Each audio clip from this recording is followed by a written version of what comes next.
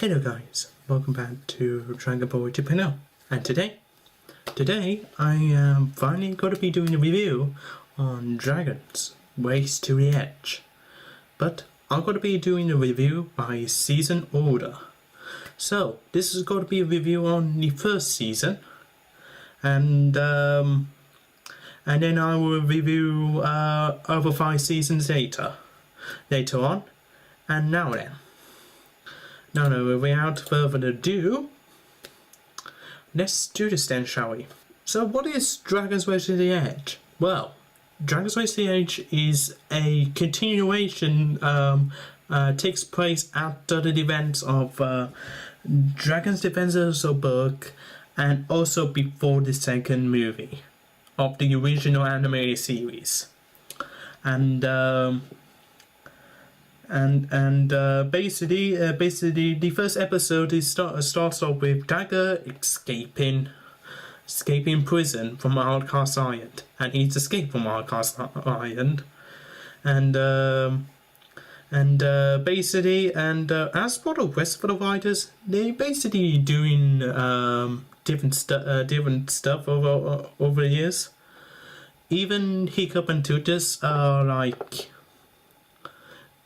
doing their own thing, like exploring and whatever, and basically then suddenly Traitor Johan appears, and he needed them to help him with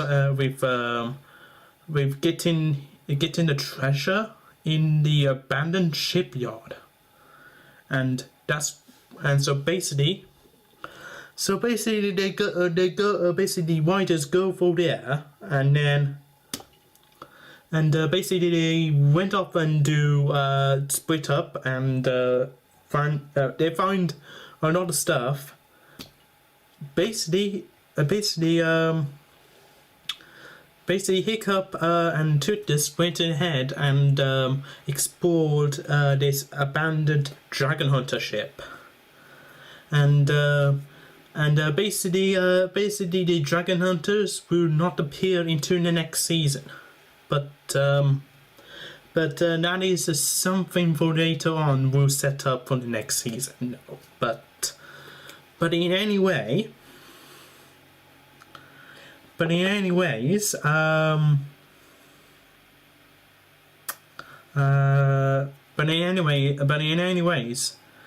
Hiccup finds something in that ship, which is called a Dragon Eye, which is he named it in the second part. That is a 2-part episode.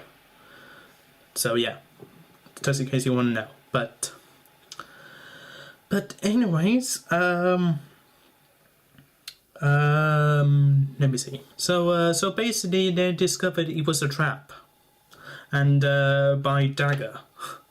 And basically Dagger traps all of the riders and leaves them to die, and basically Hiccup and Tutus has to save them, but later Hiccup go and pick up the Dragon Eye in a totally next episode, basically in the next episode they try to unlock the Dragon Eye, but then basically what they needed is to form the Subwave. Yes, there is totally new dragons in this season. In each different season 4, they are going to be introducing more dragons. So that's what it is. But in season 1, I think they only introduced about 2 or 3 or maybe 4 new dragons in season 1. So basically Snowwave is one of them, Desson is one of them, the Night Heroes are one of them, but I can't remember what else. But no, I think they are maybe introducing in the next season, I think. But anyways, and these are the 3 dragons that got introduced, right? So basically we got something second episode, we got finally got more character development on character of Goofy. So basically, she's a human doctor, and basically she has a backstory. Like once she was a teenager, her friends just went sprawling, and then suddenly they got eaten by snow apes. So basically they discovered that the snow apes can only track them. Basically, their vision was like blurry. You know, like one of those vision goggles thing, and they can heat up their body heat. Yeah, that's what it is. They can only only see a person or something. It only travels by body heat and stuff. So yeah. So basically, they end up basically at the end of the episode, Hiccup did actually unlock the Dragon Eye, and basically what it is, it only tells you the species of the dragons, of all the dragons. So yeah, so it's just like a book of dragons, but not quite. So yeah, but in any ways, so I'm not too sure. I don't want to make this video too long, but in half like three or five episodes, we got the development on the writers living independently, and they put on the island they found, and basically they built their own like place to live. Is called Dragon's Edge, and that's where the title comes in. Race to the Edge. Yep, the show does make sense now. Not when the 9 rounds try to put in continuity. We only get the title of the 9 rounds, meaning into season 7 they actually said that's what it means. Like, okay, but with the Edge, it actually makes make more sense and get straight into the point. So yeah, and in each different season. So yeah, and basically I think every season is basically about 13 episodes each. So what did they focus on this season is basically Dagger. It was insane when he did escape. He almost destroyed Astrid's entire family. Surprisingly, that's how serious the show can get in this season. And no return character, Heather. Yeah. So basically, just what happens at the end of Heroes of Book. She basically trained her own dragon named Winshire, and oh yep, there's another new dragon on this, and Winshire's species is called Razor Whip. So yeah, and Razor Whip, I would say is almost identical to be a Deadly Manor whip-off, but Deadly Manor's fire whip is different than the Razor Whip, and also the birth of a Razor Whip is done differently. So I would say not almost, but again, that is just my opinion. No, but if you watch the show, then basically you kind of see you kind of notice it when you like first watch it and stuff, and And basically, just after that episode, we never actually seen Heaven again. But not into, like, season 2. Nearabouts. And, so yeah. So, what is the end of season 1? Well then. So basically, at the end of this season, on the last episode, basically, it almost gives you a clue what's going to be happening in the third movie, but anyways, this episode is quite different, so don't take my words seriously. So yeah, but it's not that fault that Hookfin is going to be having a date, but no, another female monster's nightmare wanted attention from Hookfin to defend to let Hookfin defend the Titan Wing monster's nightmare. So main reason Titan monster's nightmare are territorial, and also fighting off with the female or something. Like, okay, that's interesting for a Titan win. That's interesting, but basically, Sona has this idea to beat the Grubin, and basically with him and Hookfin, and they defeated the Titan Wing monstrous nightmare. Yeah, and basically at the end of the episode, basically the monstrous nightmare eggs got hatched, and then that's it. That's basically the end of the episode. Now then, let's get into the amazing bits. So I would say it's a good start of a new era and a new adventure. I mean, in the first 2 shows, Heroes and Defenders, basically focuses on book. Tiny focuses on the aerial book. That's good. That's pretty amazing. And then Twisted to the Edge, they actually got new locations and everything, new villains, and also the characters are so well developed. And I would say this in a few more reviews going forward. Basically,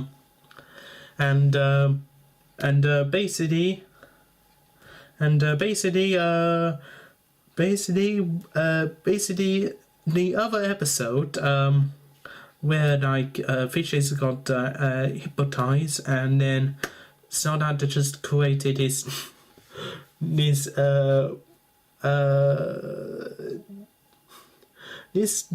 action hero or something, and basically Fishes is not his character, so. Yeah, but he will return back in later seasons. But I'm not too sure which one it is. It's either season 4 or 5. But in any ways, this season for me is a good start. It's a really good start. Not too much, but it's a good start of a new era. Now then.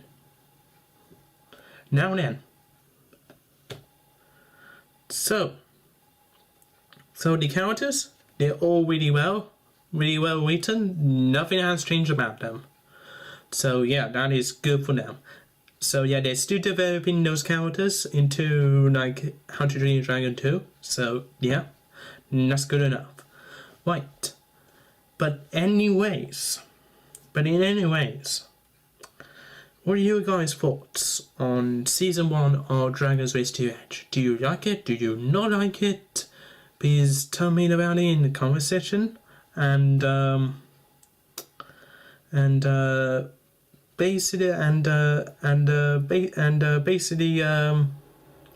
basically tell me something that I forgot to mention in the video, or did I not mention it, or anything like that. If there's something I missed, I'm so sorry, I forgot to mention about that, but hopefully in the next review video I will go and mention it or something. But in any ways, I will see you guys really. Excuse me. Hello? Uh-huh. Yeah. Oh.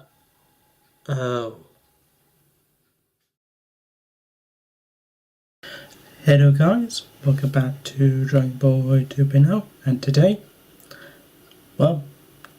I'm going to be doing a review on Dragon's Race to Edge Season 2, and basically I'm going to be telling you what my thoughts are, and so yeah, and if you guys have your own opinion, comment down below. I got my this plushie right here. He's going to be helping us with drawing this video, of course. Of course, aren't you?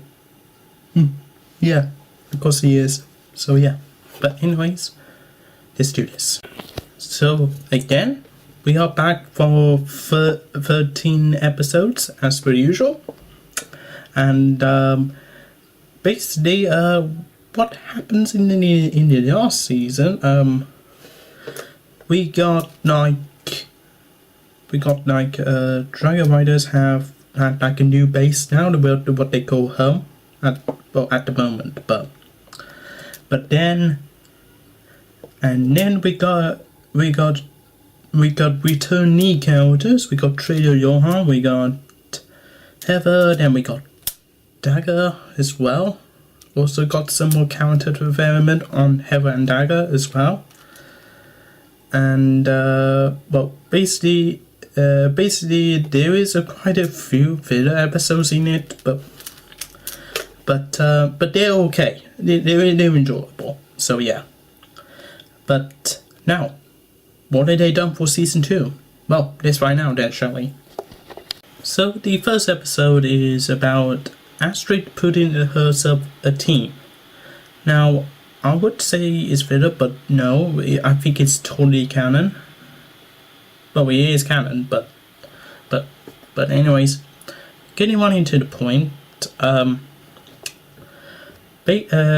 Basically, Dagger just straight off and basically almost like destroying Book, and almost killed Astrid's family in the progress.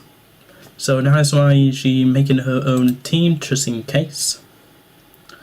And basically, for meanwhile, it was just a distraction. So Dagger actually found out where Dragon's Edge is. So the other riders, except for Astrid, to stay behind. But then afterwards, Astrid did come and help, and then also with her team, they did succeed, basically defeating Dagger, and then that's it. And also Gustav basically comes the leader of the Astrid's team, because basically Astrid can't be in two places. You know, of course, you have so many jobs, you can't be in two places at once. You know what I'm talking about here. So yeah. Now then, next episode then. So there is about like a two-parter episode. Basically these two-parter is basically the focus on basically introducing the Dragon Hunters, and they start off with introducing Becca Greenborn. And he is a brother to Viggo Greenborn, but he is not going to get introduced until the end of this season. And basically, they're both secretly working for Drago Buffets, spoiler alert, but but he doesn't come into the story just yet. But basically, Astrid's dragon Snowflake got captured, and then so basically the riders try to find Astrid, and also they did find Astrid, and basically got her back safely, and basically they had to go and rescue Snowflake. But then suddenly half of the riders got captured, except for Hiccup and Snout. Oh yeah, him too, and also Hurricane as well. But then it doesn't carry on into part 2, where it was revealed that Dagger and Heather are working for Michael Greenborn. Like, it is a shock, but spoiler alert, Heather did not actually working for the Dragon Hunters, is actually working for the Rider. But she had to gain their trust, so they can so she can sneak in plans to tell, like, Treasure Johan or whoever it is, to tell the Riders. So yeah, that's her plan here. And also, plus, Winchia did not appear in this episode. I thought they might, because she might put it in a case somewhere, but no, nowhere at all. So don't know where Winchia was halfway in this episode. So now we got to some of the filler episodes, well, half of the filler episodes, but it is still enjoyable than the 9 Bones or Wesker Riders. I'm just saying that. So basically, the quick summary of the episode 4 or 5. Basically, episode 4 is basically Whatnot is trying to basically thought he was being attacked and it just going to turn into a dragon, but it didn't. So yeah. And then episode 5 introducing the Armoring, and somehow trying to get his axe back, his father's axe back, and that was not being a wedding ceremony at all. And then Hiccup just really gets into a bit of trouble with Puff and Belch. Alright. Now, so the next episode, basically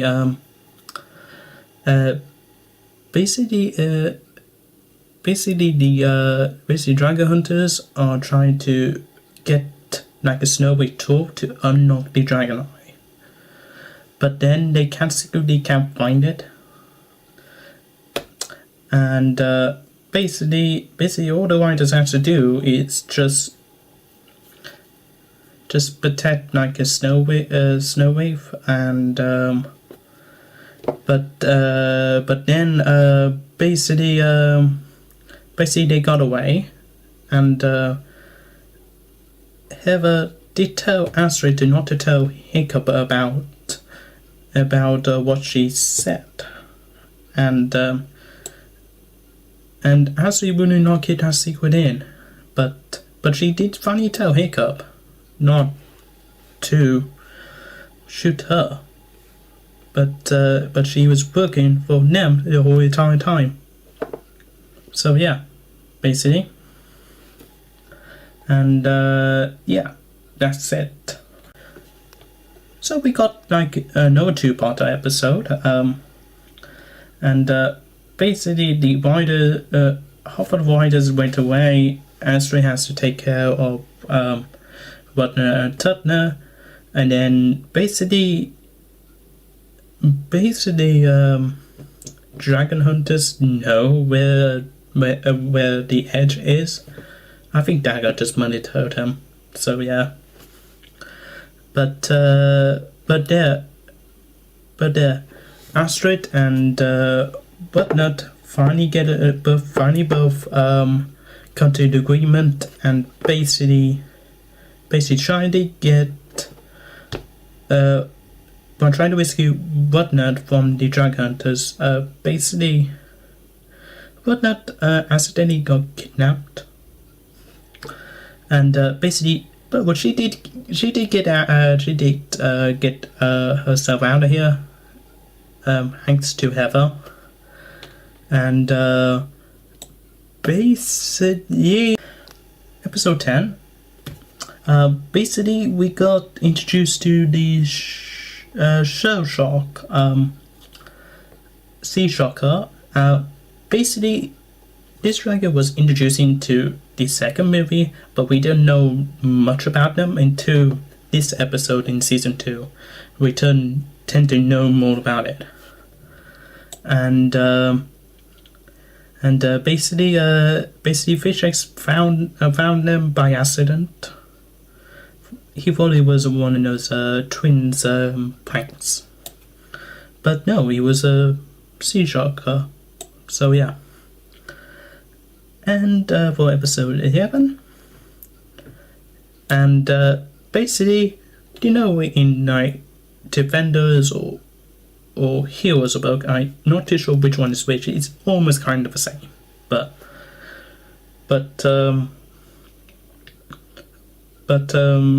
anyways, that same squirrel that Hiccup and Toots trapped in the ice, yeah, he did go out. And yeah, basically Dagger got his almost got his squirrel back, but Hiccup and Toots rescued him for and yeah, and basically they did not decide to put him back in the ice.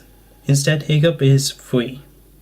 Hiccup basically didn't let the squirrel go free, which is like a nice ending to their arc, basically.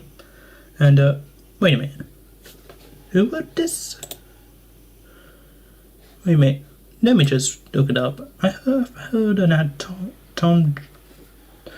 John Telegram wrote it. Did he?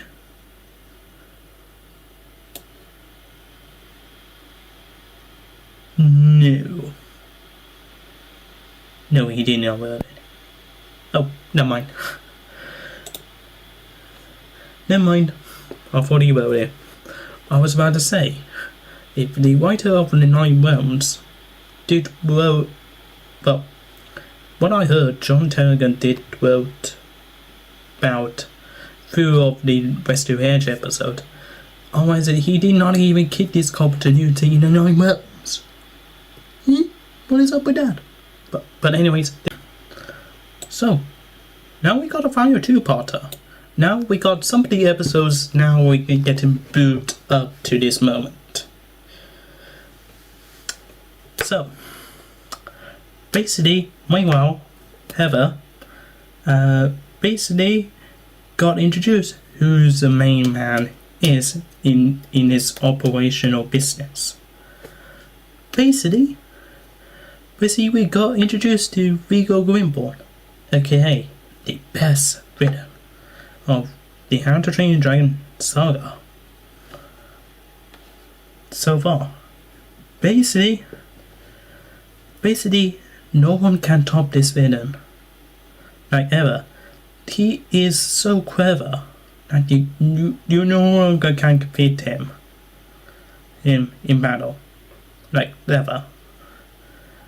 Say what you will about Drago about this, but Viggo is just totally the best villain, like ever. But it totally changed after season 6, but we're not there yet. So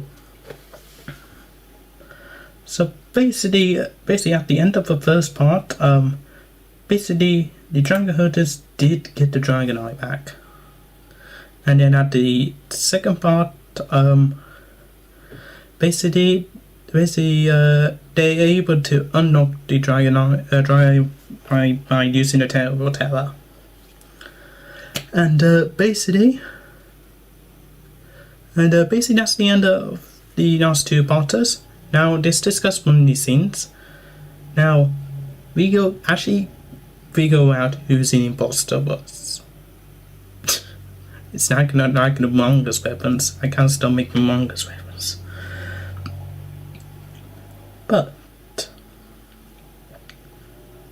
basically he figured out no Heather's ideas, but Heather was going to the prison, but Dagger let her out, and basically that's just the end of Dagger in the final two-parter. He did not appear again until season 3. So yeah. And and I think that's it. I think I did cover like most of it, but yeah. Now time. So, what do I think of season 2? Really nice, really good, beautiful, nice. It's got a nice build up with like some of the filler episodes in it as well. Also really good. And the acting is still really good as well. And the jokes, they are totally really funny. And basically the characters are still spot on as per usual. Because basically a normal character development as well in the season as well. Basically the build up to get a review on Viggo Wimborne is so amazing as well. And so yeah, basically now I'm done with season 2 review. Now we're just going to be moving on to season 3, and then we got the final 3 episodes, 3 seasons to go. Alright, well, hope you guys enjoyed the video. I will see you guys soon. This is Dragon Ball 2.0 sign out.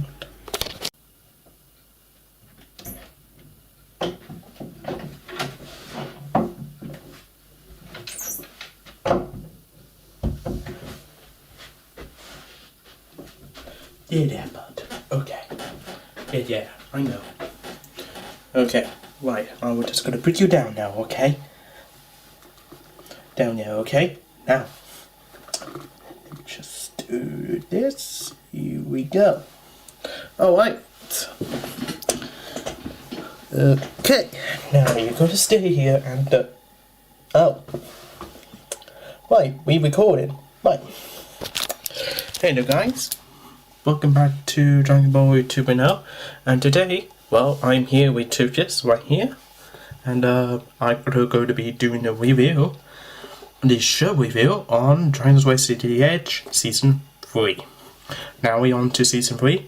Now, let's see, is it good than Season 2, or is it bad than Season 3? So this is just my opinion on Season 3.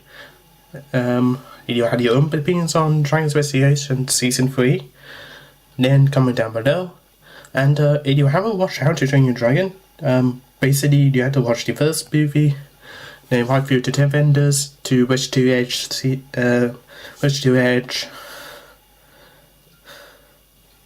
How to Train Your Dragon 2, How to Train Your Dragon 3. Yep, and also the shorts as well. But anyways, let's do the review on Dragon's Way to Edge Season 3. So basically I'm going to be talking about the episodes one by one, but there might be a few like video episodes. No, but we are back at 13 episodes each. So yeah, so basically we're going to be starting off with the first episode, where like Hiccup and Toothless accidentally got shot by the Dragon Hunters, and then got Dandy on the desert island, and Toothless is going down with something, and Hiccup has no choice to work with Dagger. basically, surprisingly, after season 2, at the Dagger, like, just the hunters, basically, he was on the island on his own. Like, interesting, and, like, how did he get onto the island? Well, he did explain to us how did he get onto the island for the first off. No, because he was shipped back here.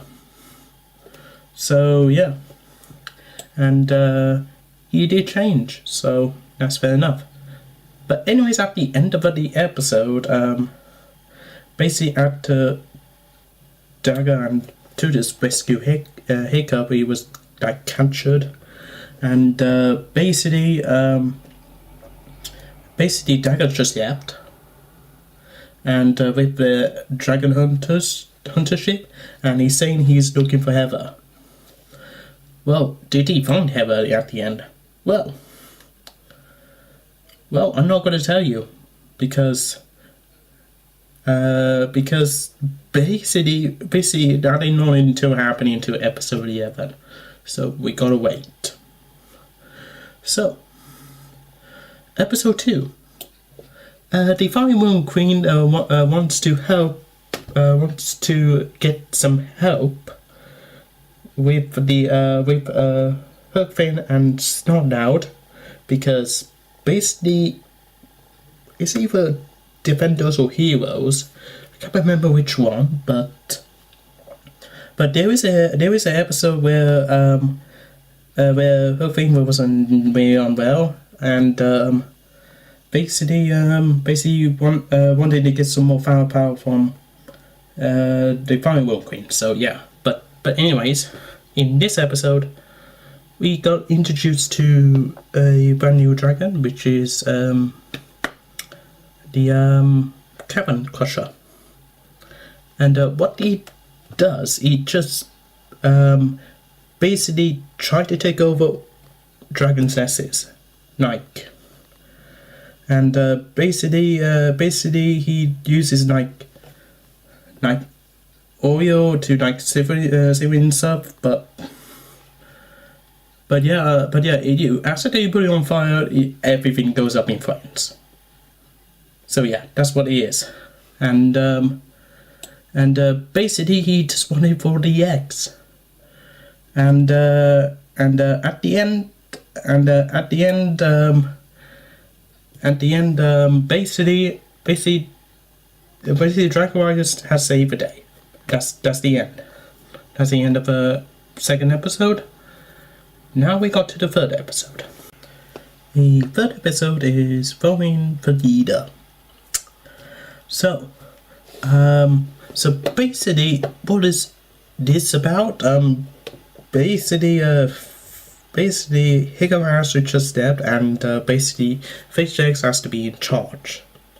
And for Snotlout and Tutnut, and anyways, these three didn't even listen to him, and he wanted to prove himself he can become a better leader, but he ended himself getting like kidnapped by the Night Terrors. They're not night. Are they Night Terrors? Hold on.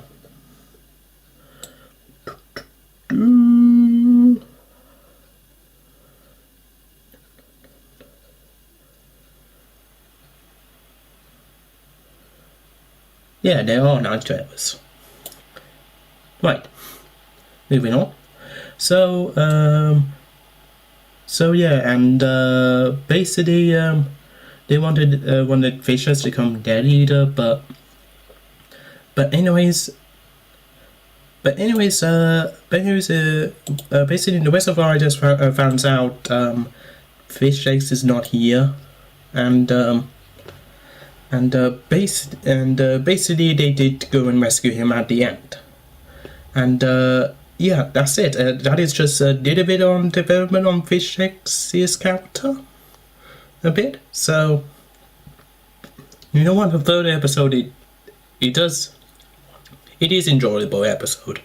No, so I would give that a like 10 out of 10. So yeah. Right. Episode 4. So this is the Snot Out episode. So this episode got introduced to basically the Singe Tales. Basically, what is this episode's about? Basically, Snot Out's dad and also Stoic having like a really disagreement. So basically, Snot Out's dad goes to the island and build a storage to store food, which is like a really good idea because basically in the Viking Stone Age, you can't just go into the supermarket. No, of course not. They had to rely on farms and growing plants and also gathering up animals to eat. So that's how they survive in these days. But the problem is that there's some random dragon that started attacking them. So basically so basically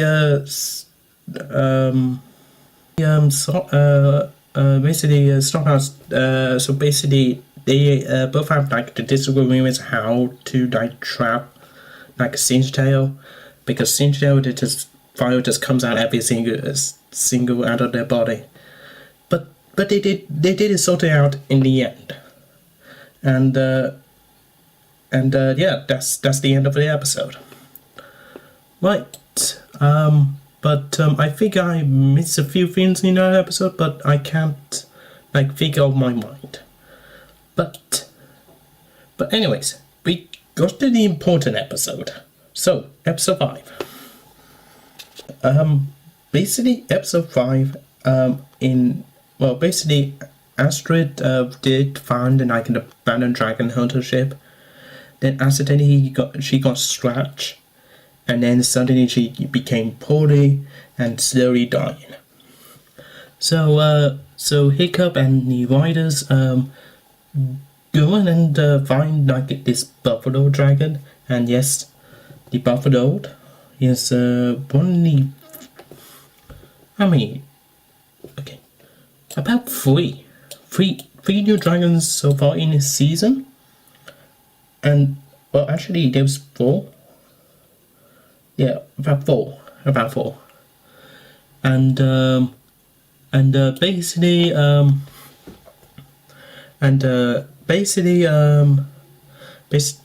the dragon hunters Vigo found it.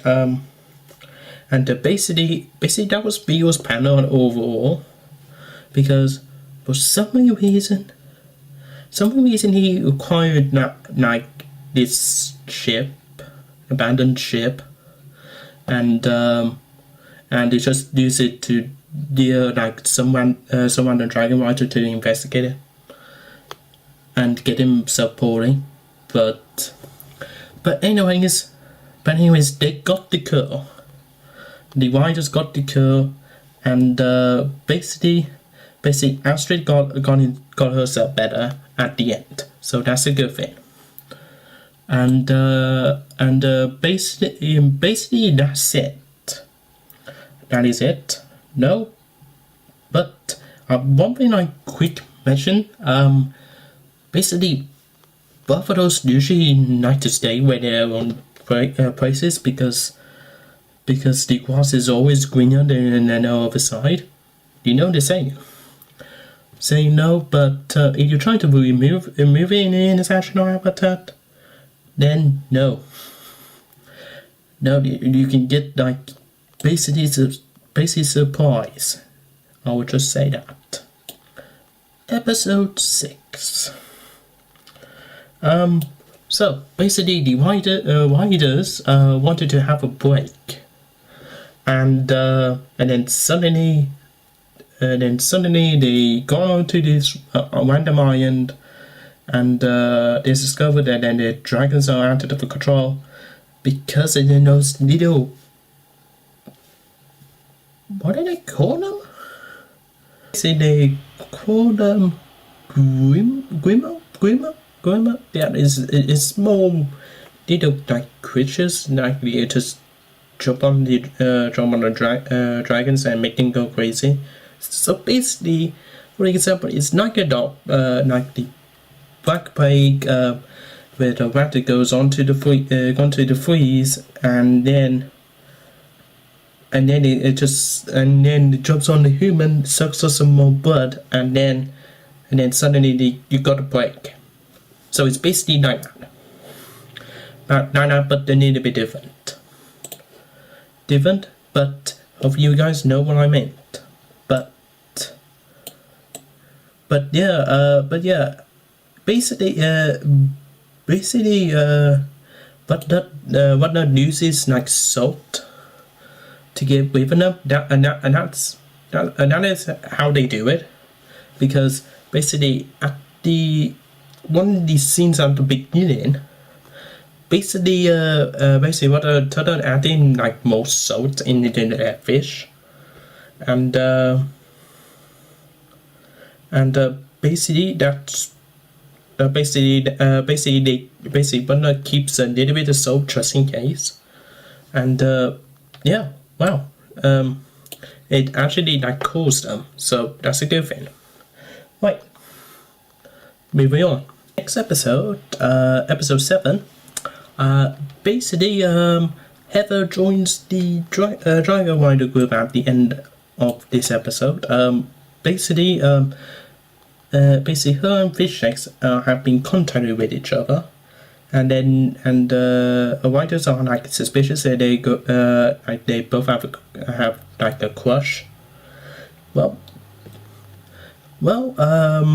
that's what they're expecting. But anyways, during this episode, when she did not like another dragons or anything like that, or something like that. But anyways, human Fishes and Heather have like an idea to stop dragons, and then because basically basically it actually works, and at the end of the episode, Heather did actually just join the team anyways. And she still joins the team like basically at the end of this season, and I think it will about to change in season 4, but anyways, we had to move on. So episode 8, Strike Out. Now this is one of my favorite episodes because they introduce the triple strike, and basically this will be the crew for the next season, maybe in the next season, but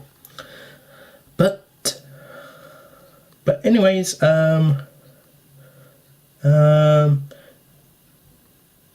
Hickam and Tutis landed in Dry Hunter Trap, and then basically in the Dragon's Winner, and basically Tutis has to fight for his life and join the triple strike, and also the riders come by and help get Hiccup and Tutis and the rest of the dragons escape at the end. And yeah, that's the end of that episode, and basically that triple strike here doesn't know what he's doing, because he's been born in captivity for a while, so he doesn't know like when to have fun, and but no, at the end of that episode, that triple strike doesn't appear again. Not into season 4. So he's been absent for like 1, 2, 3, 4, 5 more episodes. So, why? Well, I basically do not like the episode because of the premise, and Triple Strike design is really good, and I don't like the Death Grippers design because Triple Strike is basically has more chance of winning than the Death Grippers, but that is just my opinion. So, but anyways, we got 5 more episodes to go. Okay, episode 9. Well, the Dragon Riders has rescued a dragon egg, and basically Hiko and Fish just try to figure out what it is, and then the two hatches, and then they finally found out it was a baby their son, and they name him Golf. Golf for Yard, or Golf for short. And I pretty like the episode because that's the only time. This is the only time when this isn't a musical episode. Like, basically, the writers have to keep saying till the baby comes down and stuff. And at the end, they decided to give it Golf back to his mother. And basically that's it. That's the end of the whole episode premise. But I do like this episode because this is almost like a musical at the end. How to Train Your Dragon musical? No? Okay. Just me. But anyways, Golf there is so cute. Like, I wanted a baby Golf plushie so bad. Unfortunately, they haven't made one, but maybe they did, but I haven't seen it on the shows. But anyways, episode 10. Where this one's a Fish X episode where he rescued the credits of the Krakens, and also he also uses his hammer to like destroy every dragon hunter building, and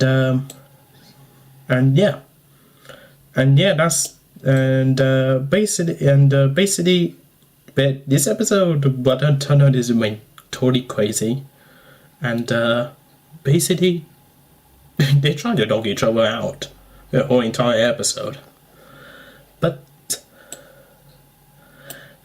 in any ways, this episode is like 8 out of 10 for me, and basically the hunters tried to use the quite exotic Kraken for their own for work and tiring out. So yeah. So then that's why the writers had to rescue them, and Fish Eggs did it. Did you know? And at the end they released them. So that's a good thing, right? Episode 11. Well, the writers just got back from like training exercises, and then Hiccup goes to his hut, and suddenly Dagger is in his hut. Okay, first of all, where is Chip? And secondly, how would not everybody notice him? First of all, and how did he get into? Wait, they didn't even have keys. So, oh well, but anyways, he wanted to train his own dragon, but his first dragon is the one called Shadow Master, and And basically, writers did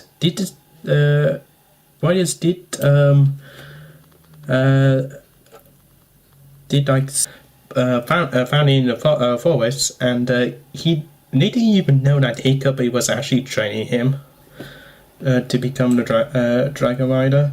So yeah, and basically at the end, well, Dagger did meet Heather, but Heather doesn't know what to do with him. But at the end of the episode, basically Dagger did actually sacrifice himself. Serve on this dangerous suicide mission. And Dagger did leave a note for Heather. And basically, yeah, that's it. And that's the end of the episode. Basically, everybody thinks that Dagger is dead. But in the next season, spoiler alert, he did survive. But that's a whole creepy totally different story. But we got 2 more episodes to go through and discuss about it. So let's do it. So episode 13, Defenders of the Wind, part 1. And basically at the end, basically Vigo offered Hiccup a trade, like they keep half of his iron and stuff. So basically the writers did go onto this island, and basically all of them got trapped, and basically they met like Mara and also the Defenders of the Wind. And first off, Mara doesn't even trust Hiccup and also the rest of the riders, and basically she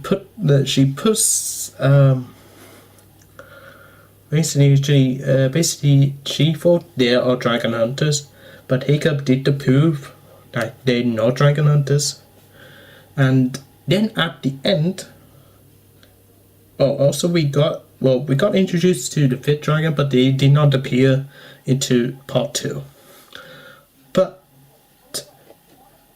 anyways, in this episode, at the end of the episode, basically Mara and the Defenders of Wind and the Riders actually got tricked by Vigo and the Dragon Hunters. And basically Mara wanted to kill Hiccup, and they thought they betrayed. But, and that's the end of the season. And now I will tell you what my final thoughts on Dragons West the Edge Season 3. Episode 13, Defenders of the Wind, Part 1. And basically at the end, basically Vigo offered Hiccup a trade, like they keep half of his iron and stuff. So basically the riders did go onto this island, and basically all of them got trapped, and basically they met like Mara and also the Defenders of the Wind. And first off, Mara doesn't even trust Hiccup and also the rest of the riders, and basically she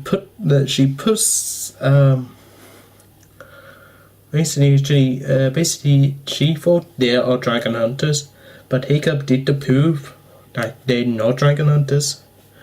And then at the end, also we got introduced to the 5th dragon, but they did not appear into part 2.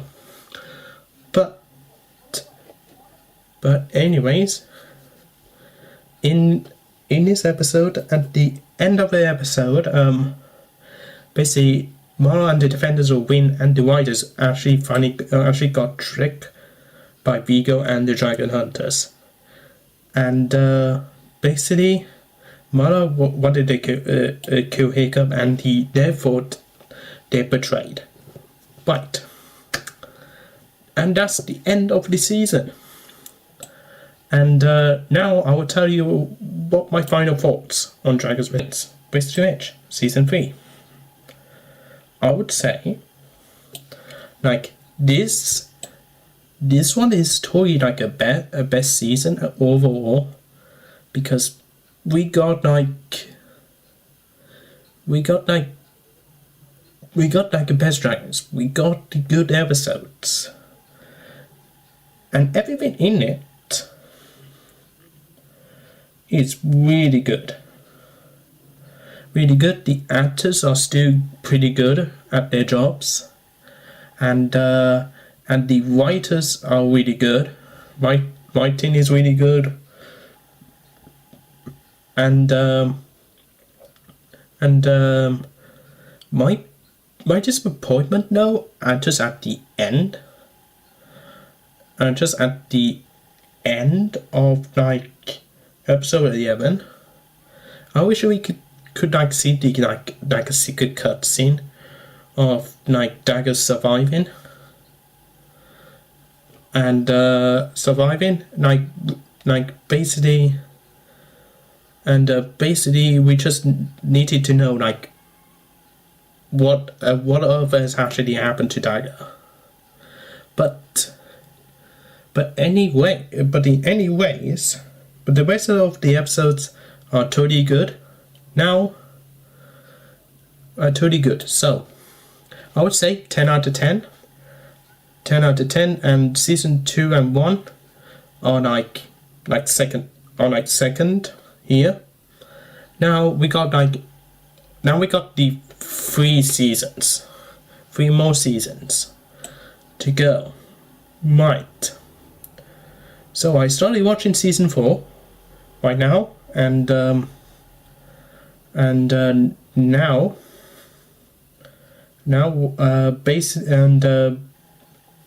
basically soon enough I will get this review out soon, probably by next month, but I'm not too quite sure yet, but depends on if I'm busy or not.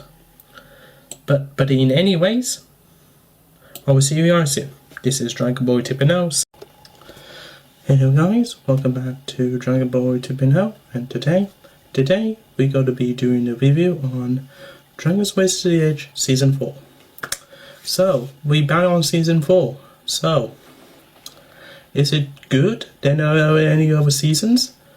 But never mind, we got tutors here drawing with us today. So yeah, basically I will tell you what my thoughts are on Season 4, and let's see if it's better than any other seasons, or is it actually good? You know what I say. But anyways, let's get right on to it. So as per usual, we got about 13 episodes. As per usual. Yeah, 13 episodes, as per usual. So at the end of season 3, when the Dragon Hunters trick the Defenders of a Win and also the Dragon Riders at the same time, so Hiccup and also Marla and also the others went ahead and go and rescue the Williwantadon. And that's where part 2, Defenders of a Win, part 2, is continuing what events happen in the last episode of season 3, which is pretty good, because if you're watching the 9 realms, then if you know like the climax of season 6, at the end of season 6, and basically they thought that I thought they were going to be having like a massive battle in the next season with the Dragon Club and Bursar having like a big battle or something. But then suddenly in season 7, nothing has happened. We just carry on as per usual. which is lucky though, because lucky they got like episode 1. It took place right after season 3, and it doesn't like skip it off screen. So yeah, basically. But anyways, at the end, I know my phone. Anyways, at the end of the episode, basically, Mara helps the Dragon Riders out, and basically they got their edge back, and Hiccup and the Riders and the defenders of the wind make themselves allies at the end. So yeah, that's a good thing, because basically in this time of need, you need to make allies for yourself, otherwise you can make a bigger army. That's a good thing. So basically we got the there is some filler episodes though there in there. So yeah. Episode 2. So we got more character development on Mother and Turnut, and the extended family. One of them is his cousin Grubnut, and basically the whole entire story. First of all, when I watched this episode time and time and again, I always thought that Grubnut is so much suspicious. So yeah. But anyways,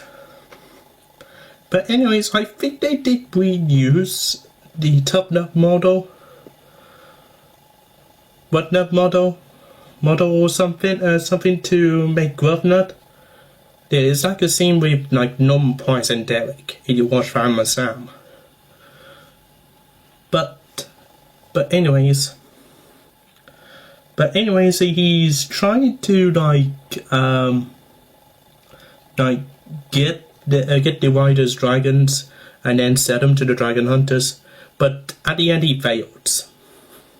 He fails to do that. So yeah. Now, episode 3. Now, episode 3 is one of my favorite episodes of Race to the Edge. It's basically about Hiccup was hunted down by like almost everybody here, because Rigo has put his face on a wanted poster, and basically he wants him alive, basically. But unfortunately, one of the people from the auction actually did succeed getting Hiccup, and basically he was tricked, and the Riders did rescue Hiccup at the end. No, but that mysterious guy did run off somewhere at the end of that episode, and we never actually totally see him again in the rest of this season. No, but season 4, season 5, maybe coming soon. Right. Anyways, that is that episode. But anyways, one thing I like about this episode is where a news of who's this guy again? The guy who always defends Mara. Brooke or something. But anyways, he was searching for Hiccup though, and basically he has him, and then suddenly he just got knocked out. Yeah, you know what I meant. Episode 4. Basically this is just about starting out trying to be a leader, and then basically he did get to be a leader at the end, but he thought that he's going to be replaced and all that stuff. But in anyways, he becomes a leader at the end. So yeah, it's a alright episode. I'll admit, it is a alright episode. Episode 5.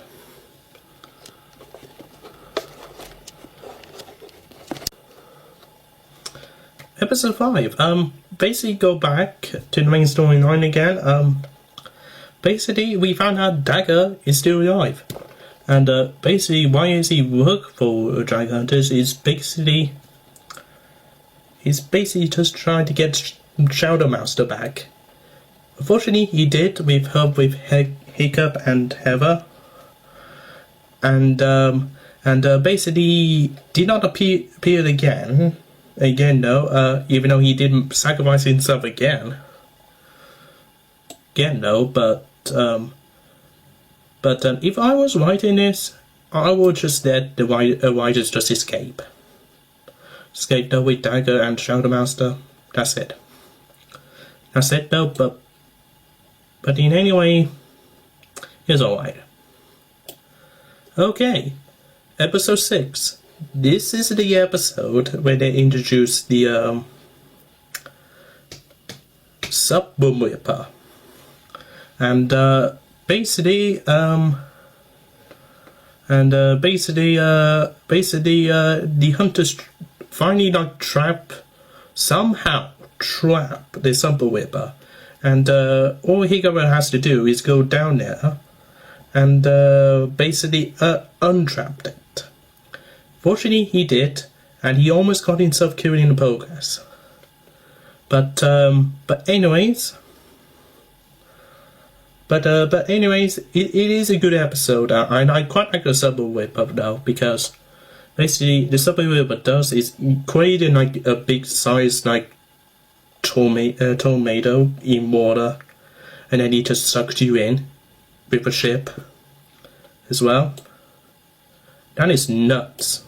I don't want to get near that thing. So yeah. Episode 7. To me, this is the most weirdest episode I have ever seen in Race to the Edge. Basically during this episode, basically the writers, they do not get like most sleep. And also in the second half of the story, Hiccup was like trying back to Race to the Edge, and then travel back to the edge or something, and then suddenly he heard a distant cry of a dragon, and then he went ahead and tried to help it, but also he got being tricked. And the rest of the day, Hiccup and Tutus is trying to survive in, and he basically finally got it out. I forgot what those dragons are called. Hold on. Let me just have a look.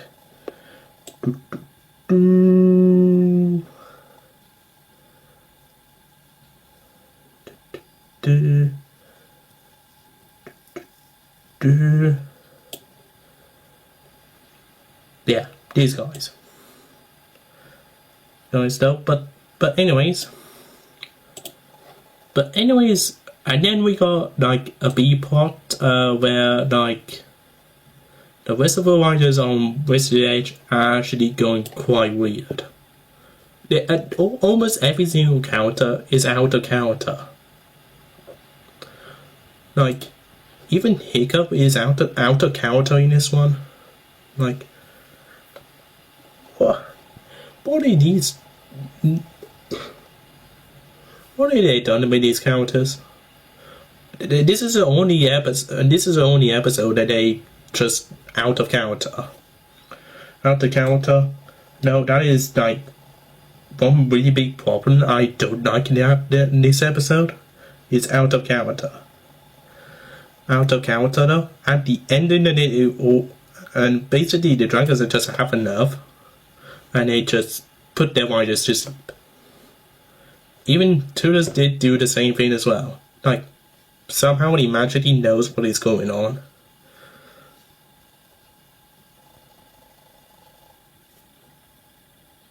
Yeah, he's going to put me to sleep pretty soon. Like, I just knew it. Episode 8, Gold Rush. So, basically, Dagger did come back in this episode. He did show up in this episode, and basically, all in part of this episode is they try to find like Book's gold, and then they did. Why does he not realize they just looking at the right place a minute ago at the start of the episode? Well, not at the start, but a few more minutes into this episode. And basically Book's gold was painting grey because he made it like Stonehenge or something.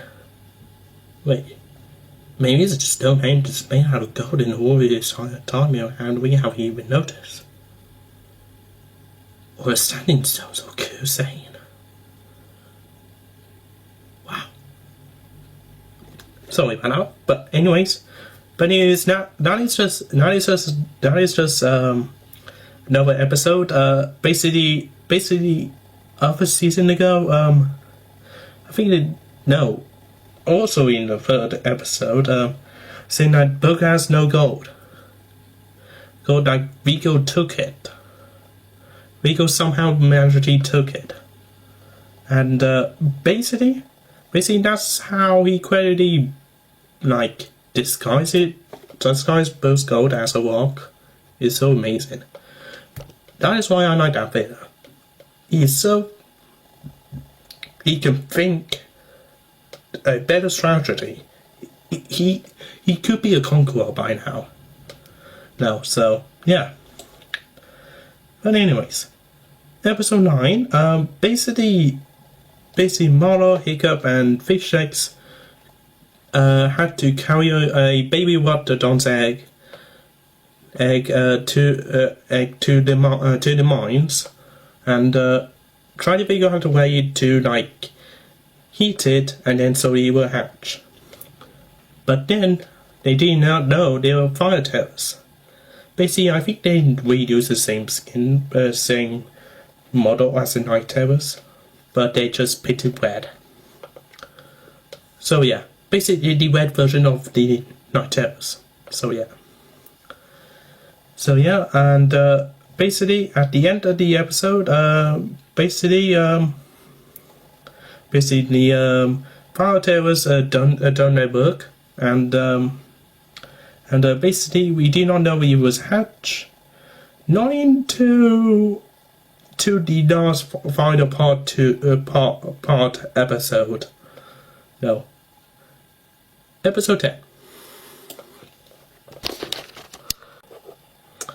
So, episode 10, basically, Tough Nut, broke his Macy apart by drawing some sort of science experiment, and how do you break the Dragon Fruit change, or something. And then basically, surprisingly, the dragon-proof change are actually weapon-proof change. Wow, so basically, if I carry on like a normal sword, and then basically trying to break the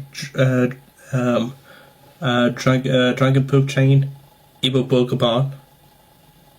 Wow, that's how cleverly stronger made it is. So basically, Whatnot Tough Nut had to go over to the market, then to get him ended, and then he got stolen by the dragon hunters, and then suddenly Tough Nut goes away and disguises himself as dragon hunters, and then they basically go walk around trying to find Whatnot's Macy, and then suddenly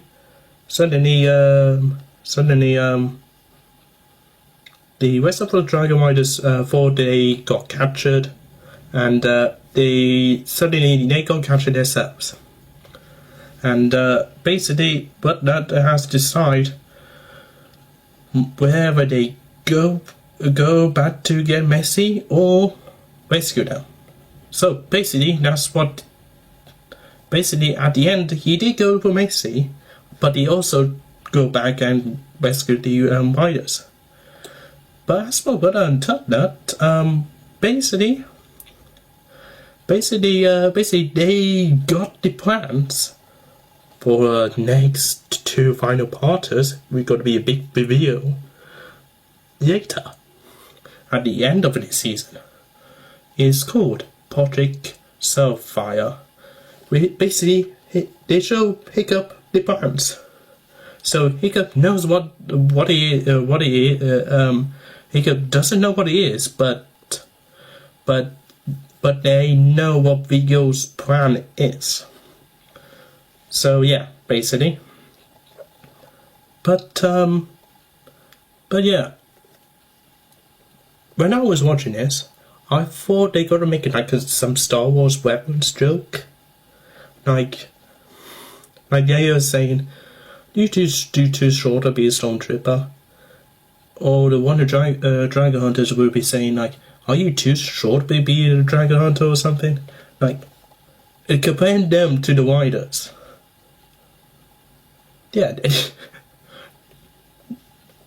You know what I meant? Yeah. Right. Anyways, moving on. Episode 11. So, basically, you know the Triple Strike from Season 3? Well, he did finally make an appearance. And, basically, Hiccup has his plan to try to train it, but he could not figure out how to do it. But then, suddenly, the Stormer has appeared. Astrid accidentally needed to go blind, but actually going blind.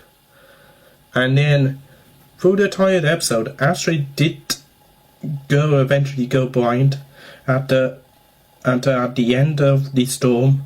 Basically, go and rescue their dragons. Go and find their dragons, and then suddenly they came about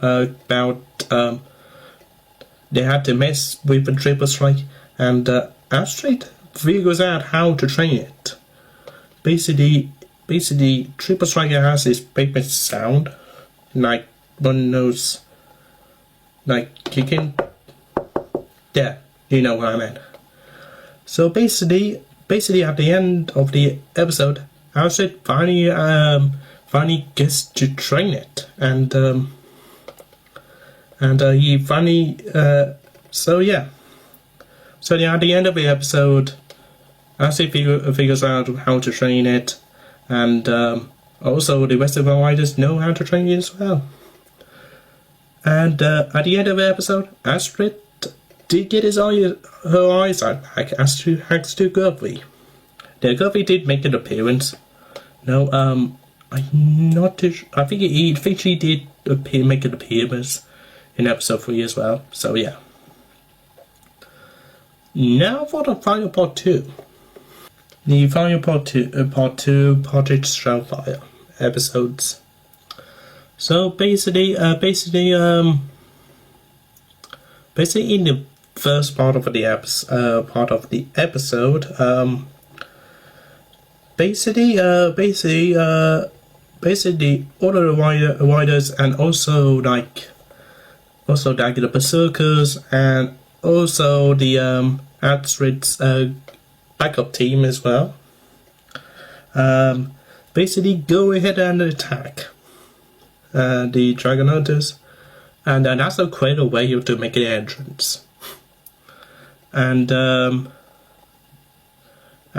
basically at the second attack now, at the second attack,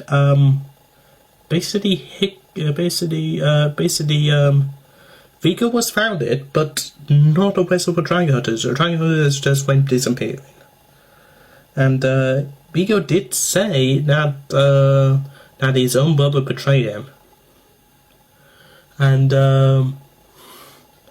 then basically they took Vigo with them, and with the inner defenders of a win, and then defenders of a win being attacked, and by Potter's Shellfire, and they did figure out,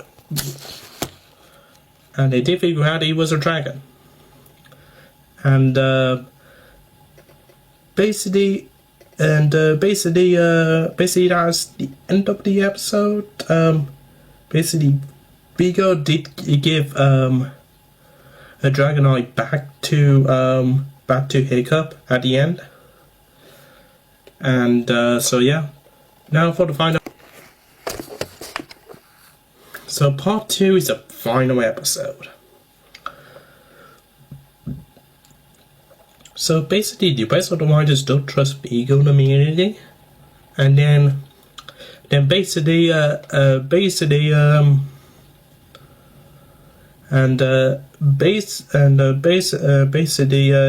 you don't trust Vigo, but they kind of need his help, and basically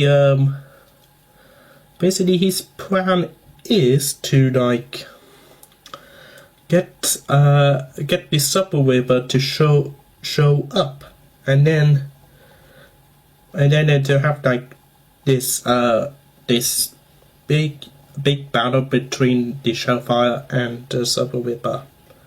Eventually, he did go okay. It went really well, and then basically, Riker dies in this one.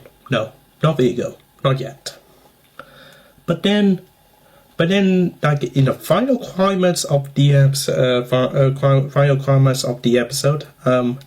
Tiger did get the triple strike, and he names him Soever, but he did not name him yet into the next season.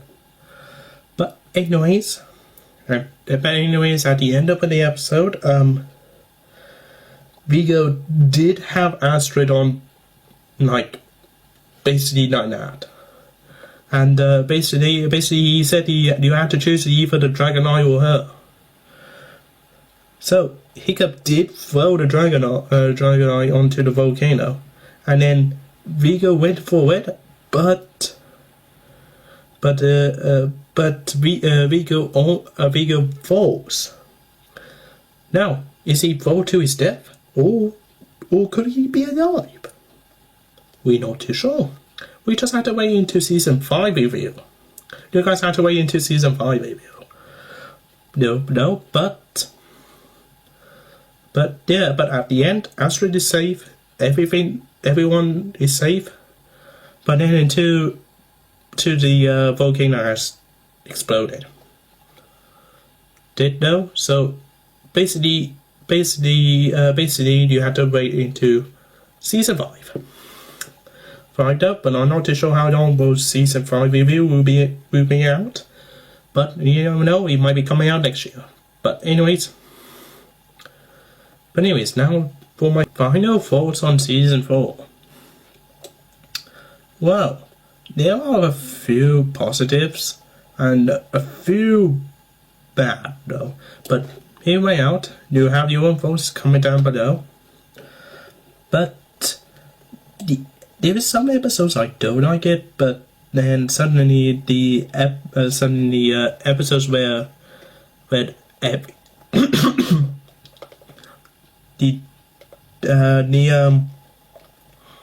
is one episode in episode 7 again, and again, basically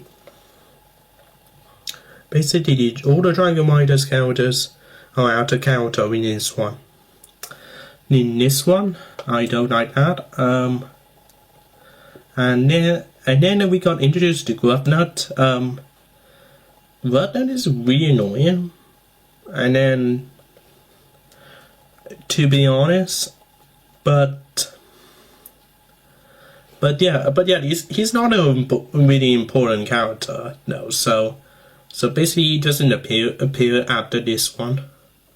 I think it's season 60 that was Nos appeared. No, but Nos appeared. No, the few positives are like like basically continues after season 3. Though it doesn't have doesn't happen off stream. That's good enough for me. And the episode where like Hiccup was hunted down by like every single bounty hunter is so good. It's so good though. And apparently I forgot to mention that Hiccup and Astrid are officially together in this season. Like every seasons are like building up to this point, and they actually are officially together. Like if you watch How to Train Your Dragon 2, and you've just seen Hiccup and Astrid actually finally get along, finally like they know each other for like thousands of the like for a long time, and basically like boyfriend and girlfriend together, and you just like suddenly notice since when did they a boyfriend and girlfriend or something. Well, Wizard of the Edge has that answer. Watch season 4. So yeah, but in anyways, as for the new dragons, they look okay. No, they look okay. No, so yeah. So yeah, no, but in anyways, season 4 is really confusing because they treat it as like this is a final season, but then when the volcano drops, nah, this is not a final season yet, guys. Dreamworks is just telling you that it's not a final season yet, guys. It's 2 more seasons you had to watch. So yeah, basically, no, but I feel like season 4 was like basically was supposed to be a final season. I gotta admit, it was. I was thinking of season 4. Season 4 was the next episode, last season. But when you tease it at the end, not really though. So yeah, basically. But in anyways,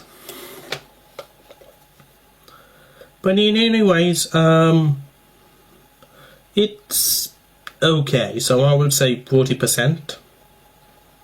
40%, maybe. No, maybe I'll crank it up to 50 or 45. But anyways, is mostly okay season, but not season 3. I still think it's a best season overall in Race to Edge. No, but anyways, this is one that is okay though. So yeah. But anyways, I hope you guys enjoy it. I will see you guys soon. This is Dragon Boy 2.0. Hello guys, welcome back to Dragon Boy 2.0. And today we are going to be reviewing Dragon's Race to Edge Season 5. And yes, you've seen the poll. Dragon's Race to Edge Season 5 is a winner. So I'm going to do this review right now. And also join with us is Tootis, of course, my own plushie Tootis, of course, as we all do. We always needed Tootis to review our How to Train Your Dragon review trilogy. So yeah, so Dragon's Race to Edge Season 5. We got 5 seasons in. We have got 1 more to go. But is this a good season? Well, that's what a review is all about. So as per usual, we got about 13 episodes, and the first episode is Living on the Edge. So what is this about? Well, First off, it takes place at season 4, where Vigo almost died. Died rescuing the dry guy. Well, we will get to him in a minute, because he doesn't appear in the first five episode into the 6th episode. But anyways, the volcano has erupted on Dragon's Edge, and the riders needed to stop the forward lava until the edge gets destroyed. And fortunately, they did, and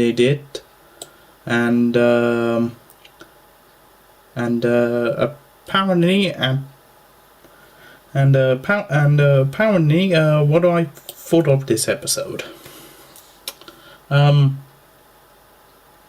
mean, it's an okay start. I was just saying it's an okay start. So yeah, episode 2, Sandbuster. Right. Well, in the so basically in this episode, Hiccup and Astrid wanted to give each other a gift. That's the main part of the episode. And then suddenly, when they're in Molden's market, somebody stole Hiccup's coin, and then suddenly Hiccup and Snotlout has to go and get that coin back. And then suddenly they got sinkhole into the sand, and then Hiccup and Snotlout and also the cook has to work together to get themselves out of here. And apparently they did. Help with the dragons and also the rest of the riders. You all guys are wondering what happened to the rest of the riders. Well, apparently Tudorson has told them what actually happened, and the riders are trying to figure out how to find them, and apparently the two pots did come together at the end. And what I liked about this episode is basically Runner and Tutnote again. Tutnote is somehow, you said the word tier. Now that's what make him upset. Somehow. Okay, right. Episode 3.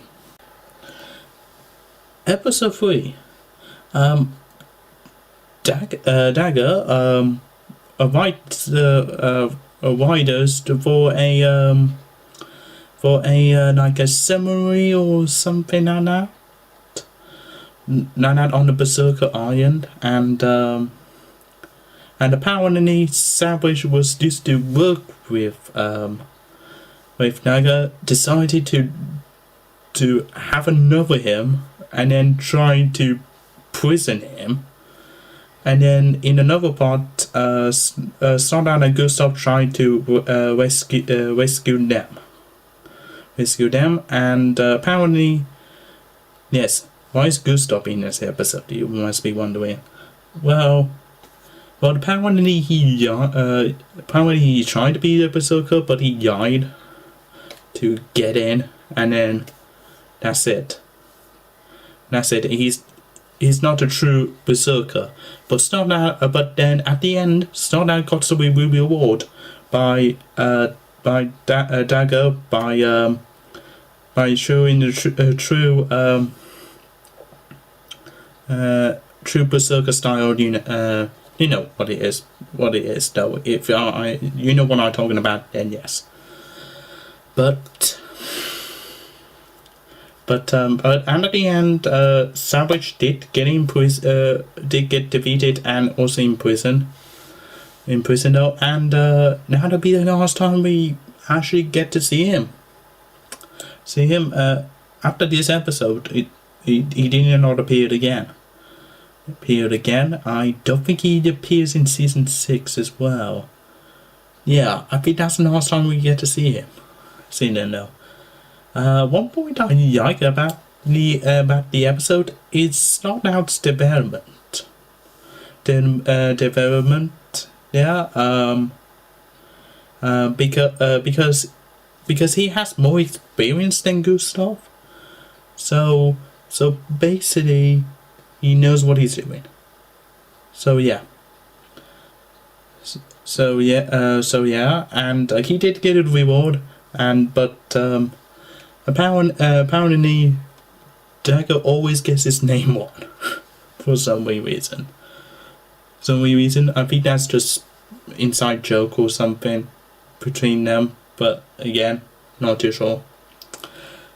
But anyways, and next episode is about Snout. So episode 4. Episode 4, Snout Angels. Well, this is the episode where we get introduced to the main villains. And apparently, Snout and Astrid did have a fight over each other because of Snout stole her axe, and then basically Astrid was really mad, and then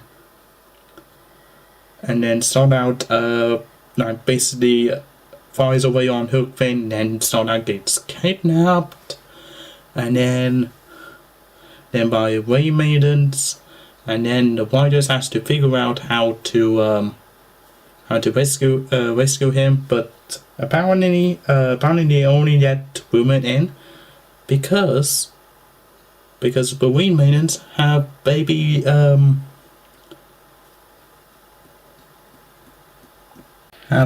razor whips on their back, and a reason why Ray Maidens done this because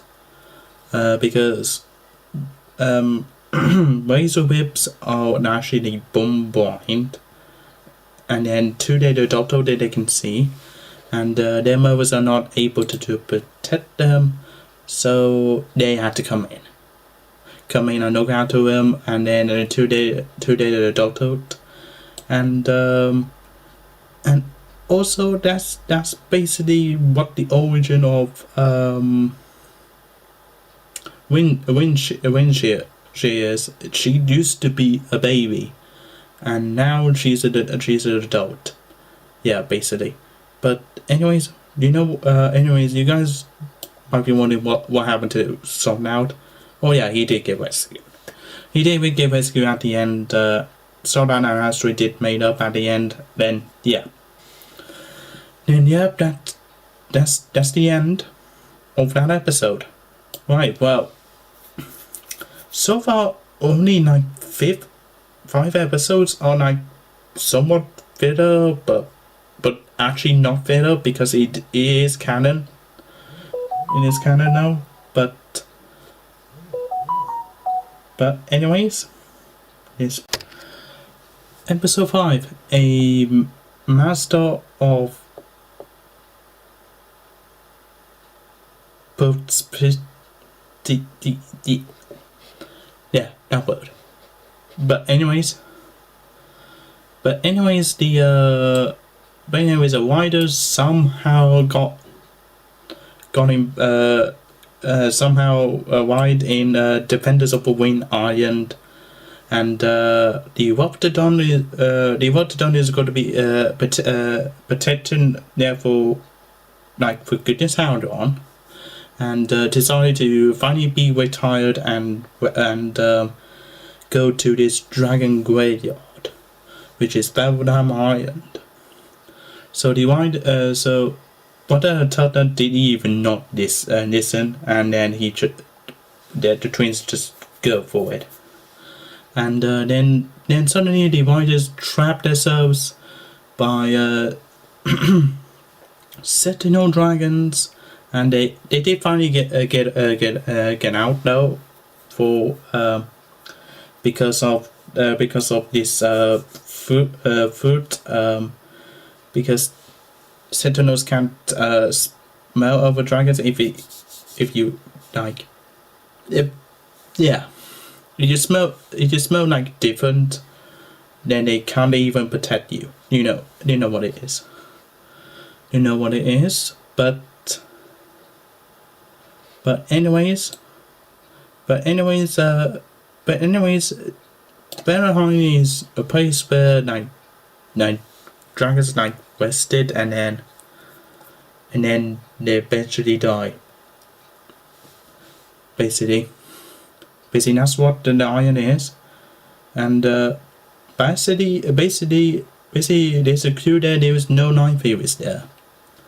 And finally in the third movie we figure out all the Night Fairies were being killed by Grimmauld, but they didn't even know it at the time. The third movie hasn't even came out yet into 2019. But anyways, that's the story for another day. Right. Episode 6. Return of Foe. Oh no. Why? Foe Bonecrusher is back. Yeah, that exists. Basically, Elvin got himself captured by hunters, and the outcast needed Bonecrusher to basically take care of business. So Sonan has to advertise fish bags to become full Bonecrusher again, and apparently turn out to things mess things up. But apparently fish eggs does have a panel. Start out did return him back, but start out but fish eggs if he did pull his cover, otherwise everything will go downhill. You know what I mean. But anyways, at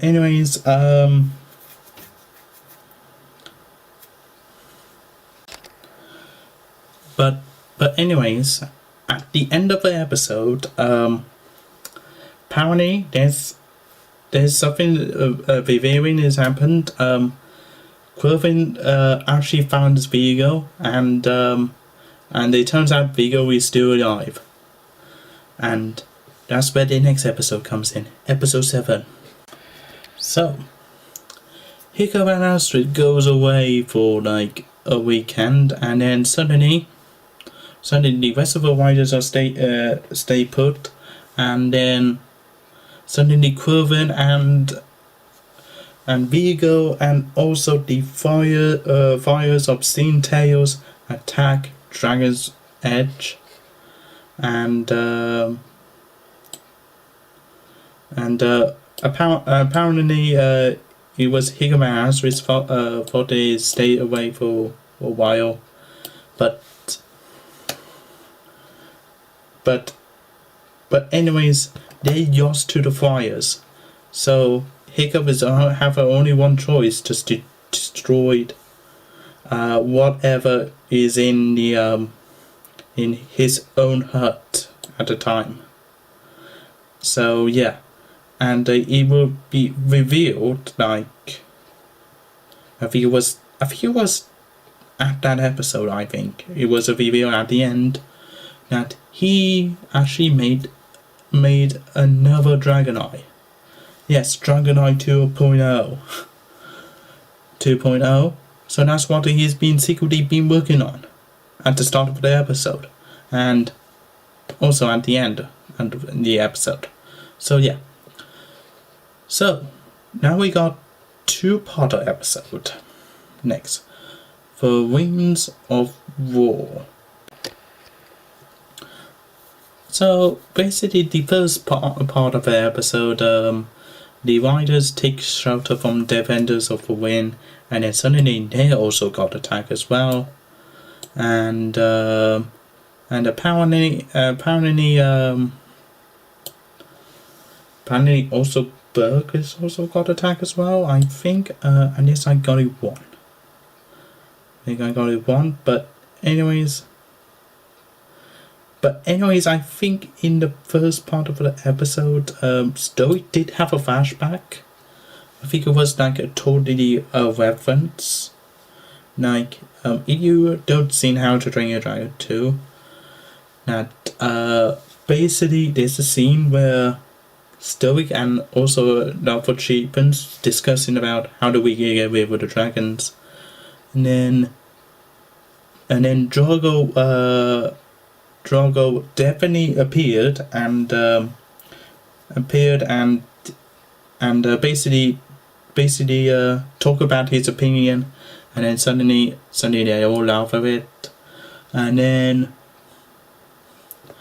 he destroys the whole place. And basically in this episode we get to know how did Stoic survive that.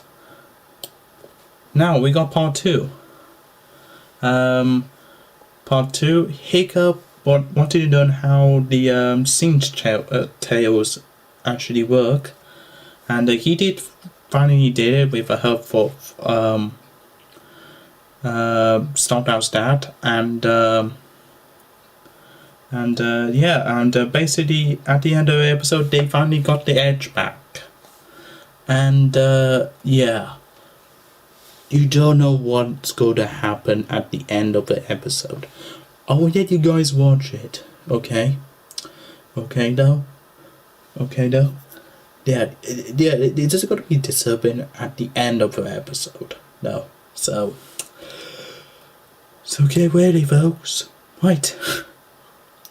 Now we got 4 more episodes. So, no dragon left behind.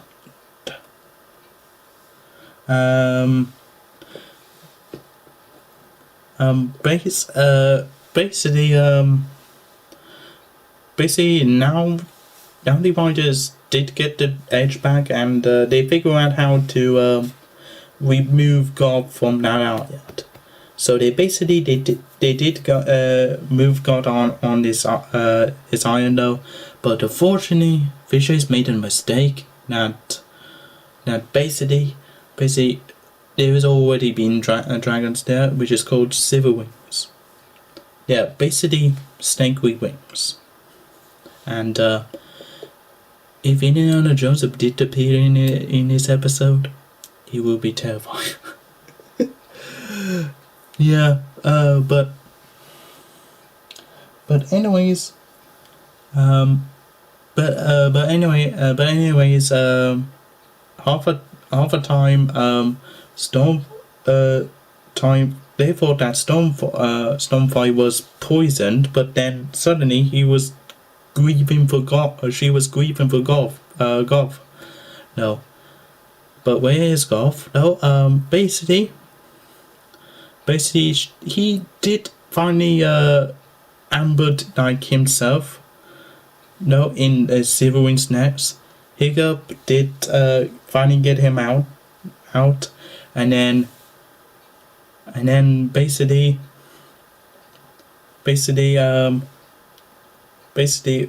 all parts goes together. Goth and Starfire both work together, and also all the riders finally get out of that island. And at the end, Goth finally finds a new home, and that's totally it. That's totally it. This episode, right? So not. I think this is a moral of this episode. Basically, don't try to lie yourself way out of here. That is just the episode about. Basically, what Tough Nut tried to play a trick on his sister, and it definitely did not go well as planned.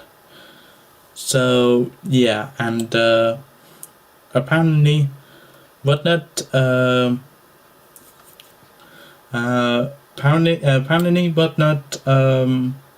Tough Nut did finally get themselves together, and they basically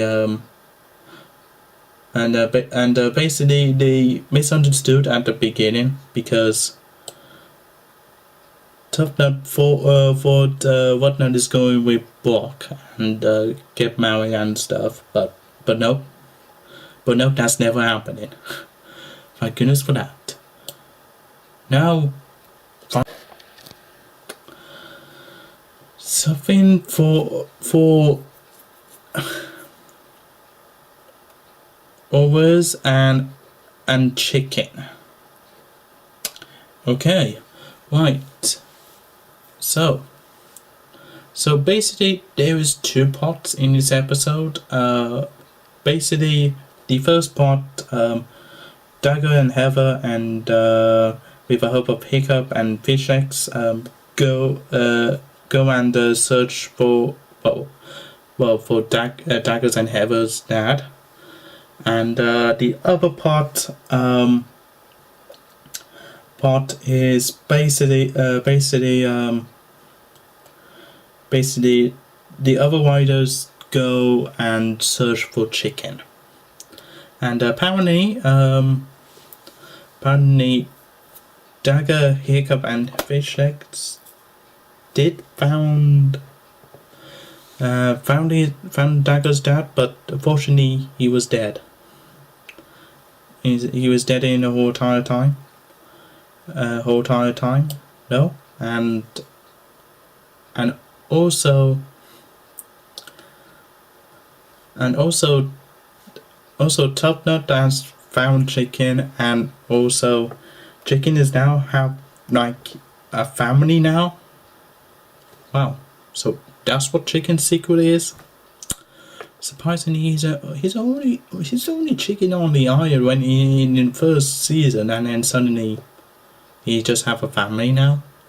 Like, where did that came from? No, but I'm actually quite shocked that Starlight is also breaking the fourth wall in this episode. Like, or is he Deadpool now? Like, I'm really confused. Right. Final episode. So apparently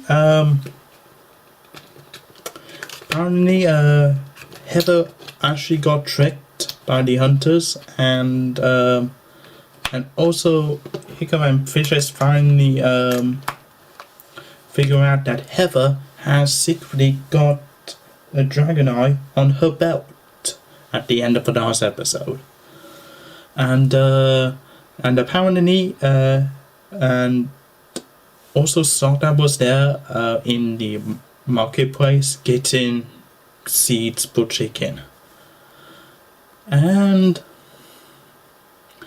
basically all the plots going together, and apparently Quoven and Heather did make a trade, but fortunately win for Dragon Eye for Windshear, and then Quoven put Windshear into the sea. Heather trying to save her, but then Dagger came into the last second and saved Heather and Windshear. At the end, but apparently at the end, Butter and Starlight did give Butter the seeds for chicken, and apparently at the end of the episode it was a video that Trader Rohan is secretly traitor Johan, and apparently he's been secretly working for the Dragon Hunters. Why? Because he feels like he's been working for Stoic for the last few years. Now he's going to be trainers.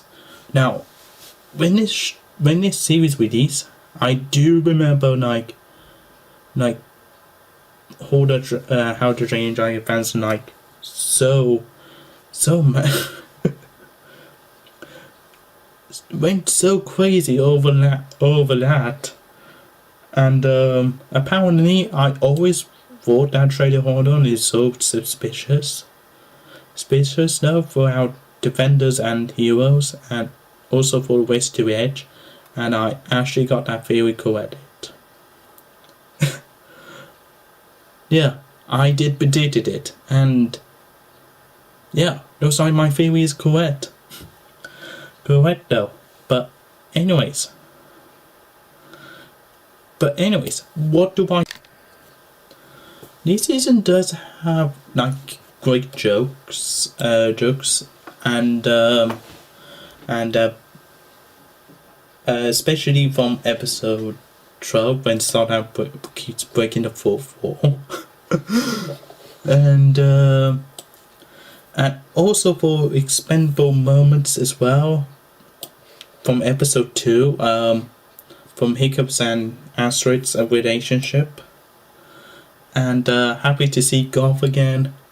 Golf is one of my favourite character dragons as well. And but for the rest of the season, there is some things I do want to complain about.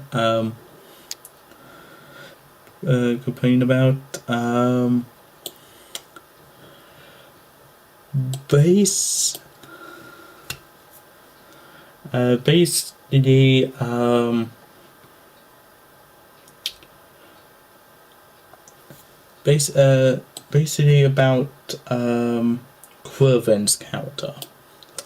We not see him in season 4. He just appears in a few episodes and then that's it. And I thought he's going to be like a bounty hunter or something, but no, he's basically just hunting down dragons. But I would not tell you who he's actually been working for. But again, if I was writing stuff about Quirvin, I will make him like a Valhalla or something. But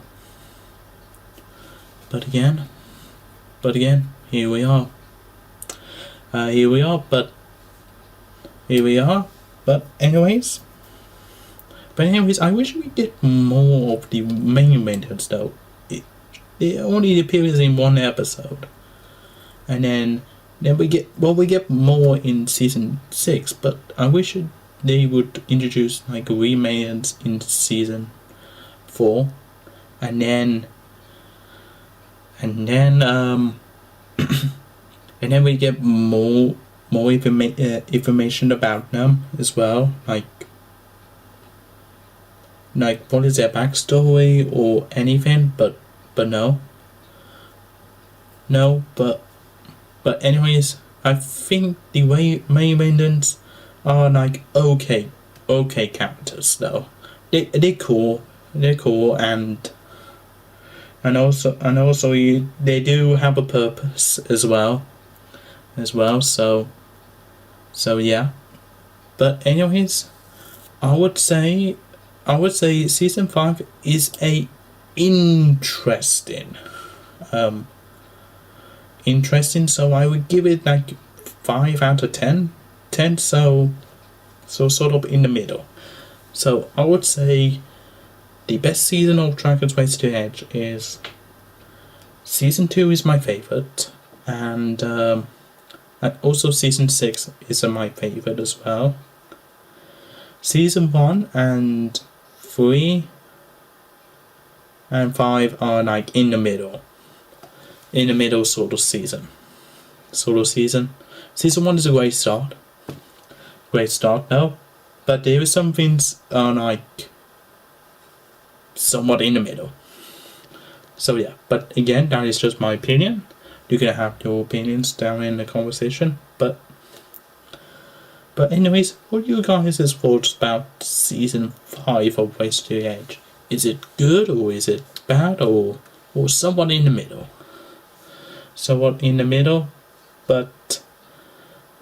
But anyways, hope you guys enjoy my review, and I will see you guys soon for season 6.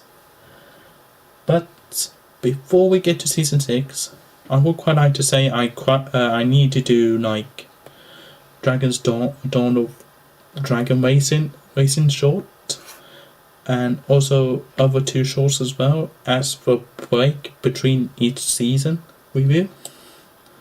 Though, Dawn of Dragon Racing will be a part of the How to Train Your Dragon trilogy, but the other 2 shorts, like Secrets of Bonap and the Book of Dragon short, it will be on its own video entirely, so not canon at all. But anyways, hope you guys enjoyed the video. I will see you guys soon. This is Dragon Boy Tipping out, signing out. Hello there, mate. What are you working on? I'm just working on a new fight suit, and also I made a few improvements of my new sword. Oh wow, nice. Let me guess, you took a few ideas from Vigo. And also let me guess, you are going to jump out of my back again, aren't you? Yep. So, hello guys, welcome back to Dragon Boy Tipping out. And today we are going to be doing a final review on Dragon's Race to Edge Season 6. And this is a season finale, guys. Yep, this is the season finale, guys. No, so season 6, off we go.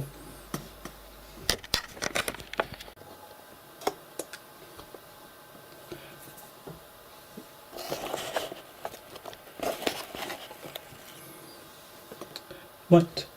So, as always, I'm joined here with Toothless, aka my pushy up Toothless. But anyways, let's get on into the review then, shall we? So, as per usual, we got about 13 episodes. And the first up, we'll be starting at episode 1. So we all know how season 5 ends, in a cliffhanger that Trader Horohan has betrayed us. And here, this episode is started a reviewing of Trader Johan finally betrays the Dragon Riders, and then as for Dagger himself, he has to come and face his fears, so that he can get the Dragon Eye Yens from the bully, so that he can put the Dragon Eye Yenses into Dragon Eye 2, which is also Hiccup invented another Dragon Eye. I know why. Crazy, wasn't it? What are the chances that the Dragon Otters would just take this second one as well? But anyways, this episode is like a pretty good start, because the ending is actually quite interesting. Because basically the plot point is like we go to get the King of Dragons or something, and then suddenly in the next episode they almost totally forgotten about it. And that is just minor complaint, but anyways, now for the second episode. So, episode 2. basically, this one is like a father and son relationship story here. Basically, Berg has been attacked by Krogan and the Dragon Hunters, and Hiccup trying to like convince his father, and basically they both end up in a fight, and then suddenly they learn how to forgive each other at the end. And whilst in the middle of that, Dragon Hunters did actually take over Berk. And then the rest of the riders and also the citizens of Berk did manage to escape. And then Hiccup and Tutus, Stowe and Cold Crusher finally got back there, and then finally got rid of the Dragon Hunters, for now at least.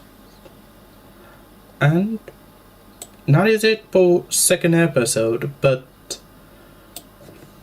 I kind of like this episode really, because basically it's just like almost like a full shadowing, because basically this is just like another good moment before Stowe dies in the second movie, but you never know. But third episode. So basically the third episode is about one of the remainders actually. It's not Sonat actually. Yeah, Sonat it is like almost like a secondary character. But then it's more focused on one of the remaining members. Though, interesting enough. And basically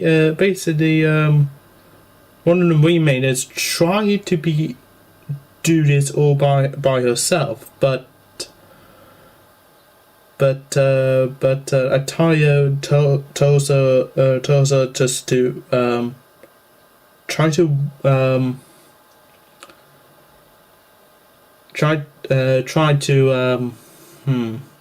what's the word? Try to follow her in her footsteps and stuff, and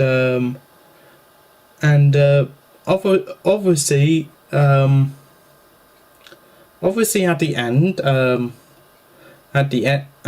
though, she finally learned how to be like a good leader and stuff.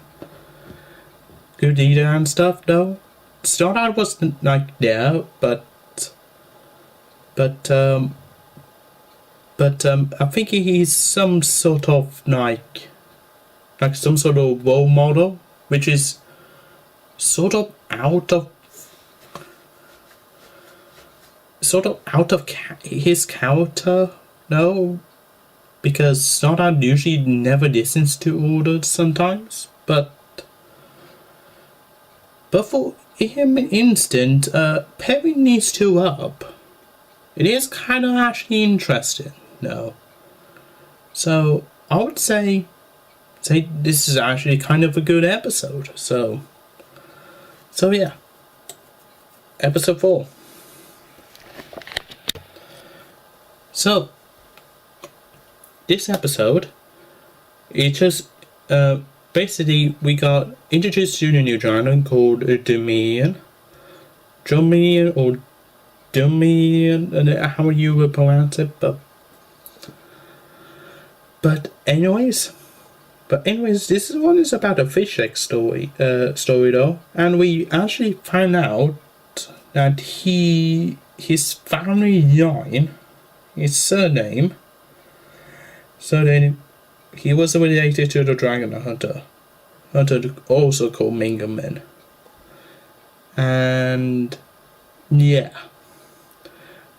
basically he find that out when when one of those dragon hunters was wearing the same helmet, and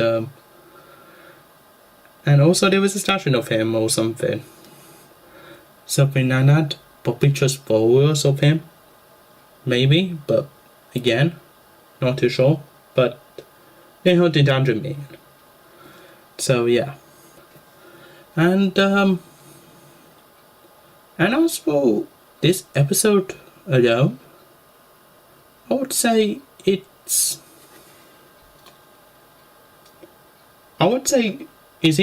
interesting for like more lore on Fish X family. No, so yeah, that's a good part for me. But as for this episode, no really. It doesn't drive you back into the plot of this season. No. I don't know. It kind of like, to me, watching it's kind of like filler. But again, that is just my opinion. So yeah. But anyways, episode 5. So episode 5, and another kind of filler. Well, not really kind of a filler. I mean, Grubnut is back, like for some weird reason, but anyways, the twins are just turning 19, and they want to celebrate for like this annual Boston's tonal games or something. Like some sort of game challenge. It's like Olympics, some sort of style.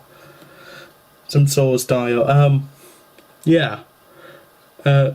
Again with this episode, well, we got introduced to like the episode at this point, but Tubnut basically got tripped by Grubnut, and basically tried to compete with each other, and then at the end of the games, they finally both won. No, but anyways, at the end of the episode, they finally figure out they got being tricked. Also by Grubnut. So yeah, and that's it. That's it basically. And I think Grubnut did get captured by dragon hunters at the end. At the end of that episode, no. Episode 6. So this is a Hiccup and Astrid episode, and yeah, we gotta have one of these in every single season. It's like a broken record at this point, but anyways, Hiccup and Astrid now became official boyfriend and girlfriend in season 4. And basically, in this episode, Astrid is basically questioning with her relationship with Hiccup throughout the entire episode. And basically, she was wearing like a necklace and trying to get him to notice. But then Hiccup is only just saw like a dragonite lens on the armor wing, and tried to get it off it. Removed it from his body, but yeah, and like almost throughout the entire episode. But what do I think about this episode? I would say the end of the episode, Hiccup did forgive Hiccup, no, and stuff like that. But as for the relationship wise, I would say it's pretty. I would say it's fine. It's fine of a good of an episode though. So yeah. Episode 7. This one is an interesting one.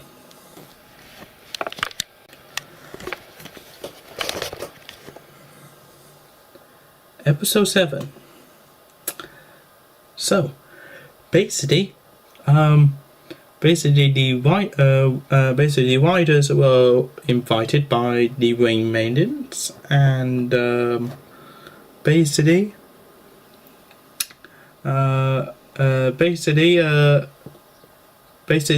the Rain Maidens do whenever the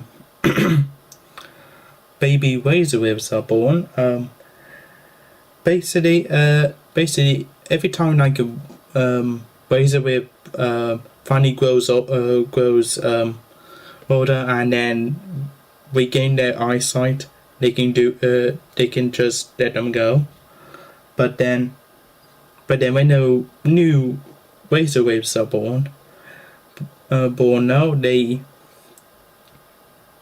Razorwhips babies had to choose which women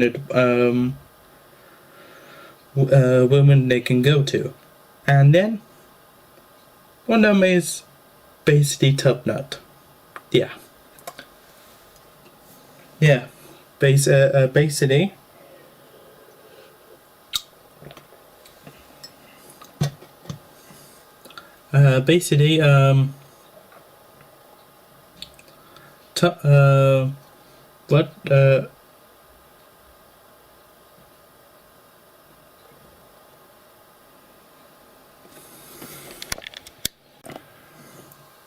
So basically, throughout the entire episode, Buttnut is trying to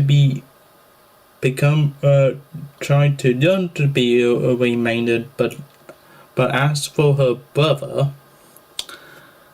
he certainly knows how to do things, and Tough Nut did he make that at the end?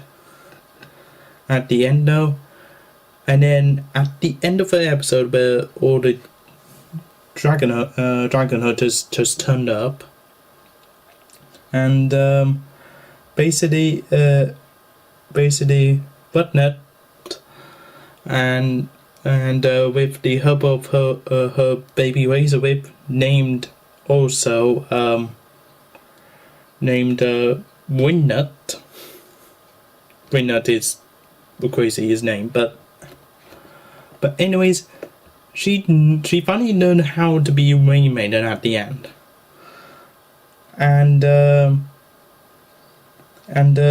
basically, unfortunately for Wingnut, he has to stay with the main maidens. No, unfortunately. So basically, Wingnut did not came with them because, well, I think I know for one reason, because How to Train Your Dragon 2 does not mention Wingnut or anything though, and also plus, if you're just watching How to Train Your Dragon 2 and you don't know the full lore, and you just seen Whatnot flying on her own, and then suddenly you see the baby Razorwhip on her back. Maybe not that's why, but they did give us a real in-universe reasons. So yeah. Episode 8. Now, this episode, I I actually quite like, because this one is Vigo's redemption arc in this episode, and I think it's done really well because for one thing, no, he finally understands that the Korean Dragon is his one, and basically he's also been betrayed by Trader Dohan and Quogan, and he also trained a squirrel as well, and he also got Hiccup into it, and basically did sort of play a trick on him, but don't. And basically Vigo actually went ahead and sacrificed himself so that Hiccup and Tootles can escape. And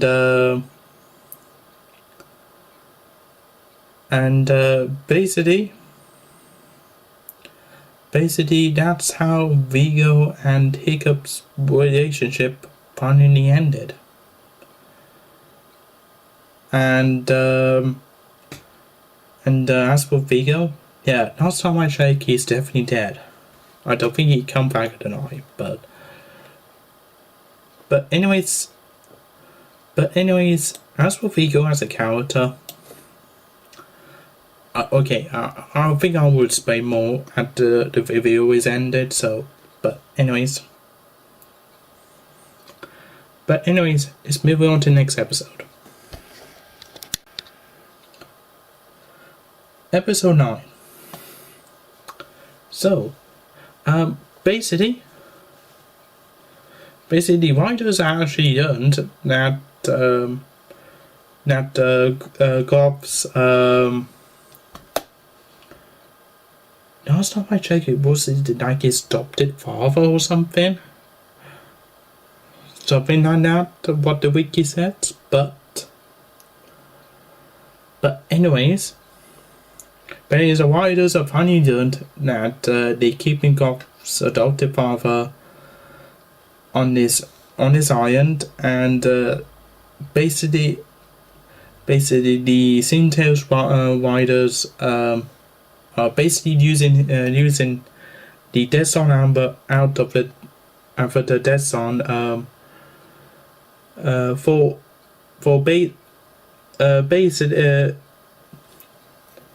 basically for like scenes tales and stuff, and basically as for Fish Eggs, he is figuring out how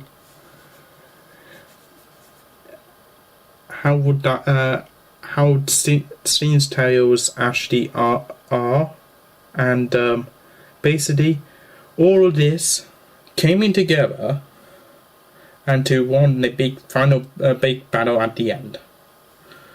And that is it. And also there's a sub point that is right in the book throughout the entire episode.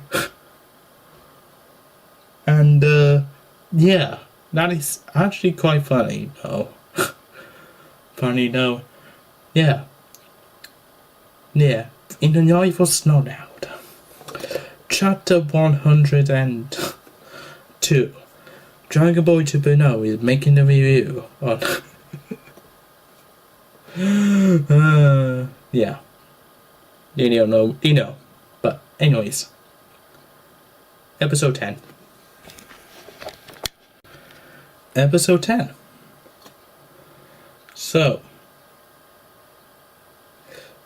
So basically, Hiccup's just heard the news that Stoic actually got attacked and been sick, and so he rushed off. So him and the riders rush off back to Burke and check up on him, and he was not doing really good, and and apparently he needs to rest, and basically in this episode, Hiccup was like being in a little bit of guilt and grief in this episode, and this is actually kind of like a what if episode. Yeah, I actually kind of like that concept actually. What if they don't go to what if they never discover the Dragon Eye and go to Dragon's Edge?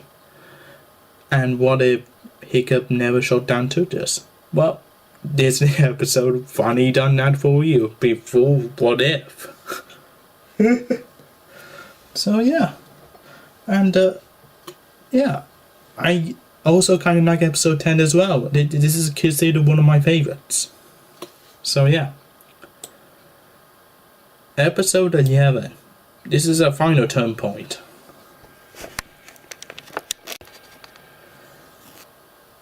Episode 11.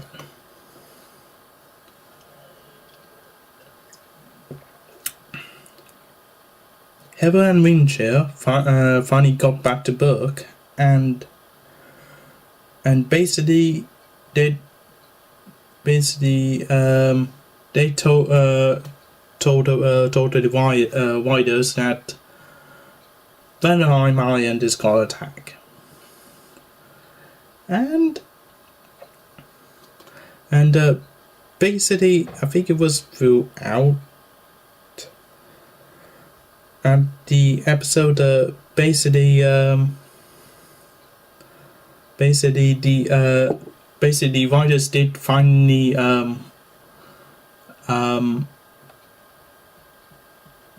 finally got with it, the dragon hunters,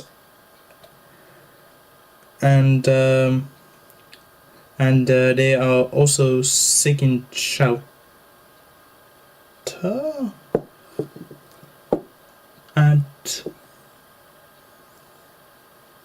And the defenders of Wing Island, I think at the end of the episode. But again, trying to remember. Now, King of Dragons Part 1 and 2. Let's discuss this at 4. Then, shall we? So now we're in the final two-parter. Let's discuss this then, shall we? So basically, in the first part, basically Hiccup has like a choice to like either listen to the elders, or should he go and stop the dragon hunters to get in the King of Dragons? So he went ahead and do the first auction, but all the riders are agreed with that. So yeah, and they figure out it wasn't a Geminian. It was a other dragon fin, because that's usually goes into part 2. Now the basically hunters and the riders figure out that the King of Dragons was a voodoo beast on Berserker Island, and basically the riders, the half of the riders went ahead and also the Berserkers went ahead and defeated the Dragon Hunters with the Voodoo Beast claws on every single dragon. Like like some sort of Avengers Endgames sort of end. And then you know what I meant. And almost all of the dragon species were there, like almost every single one. And meanwhile, Hickam and Tutus will go to get the egg. And basically the wildebeest actually saves Hickam at the end by trying to Rohan get an ice alive or something, turning into ice alive or something. And I think Rohan is definitely dead. And then he somehow come back to life. But again, Krogan did run away with the egg, but Tutus did finally get him, no? And finally got the egg back. And basically everything goes to the crows. All the warriors have met. And basically at the end they try to figure out what to do with the egg, but then thought, where is Krogan? Well, basically in the few episodes before, or maybe mentioned in season 5, that he is working for someone. Well, who is that someone? Well, it's none other than Drago Buffers. Yeah, he was working for Drago Buffers the whole time. And basically what happened to Krogan? Well, he's been executed by him.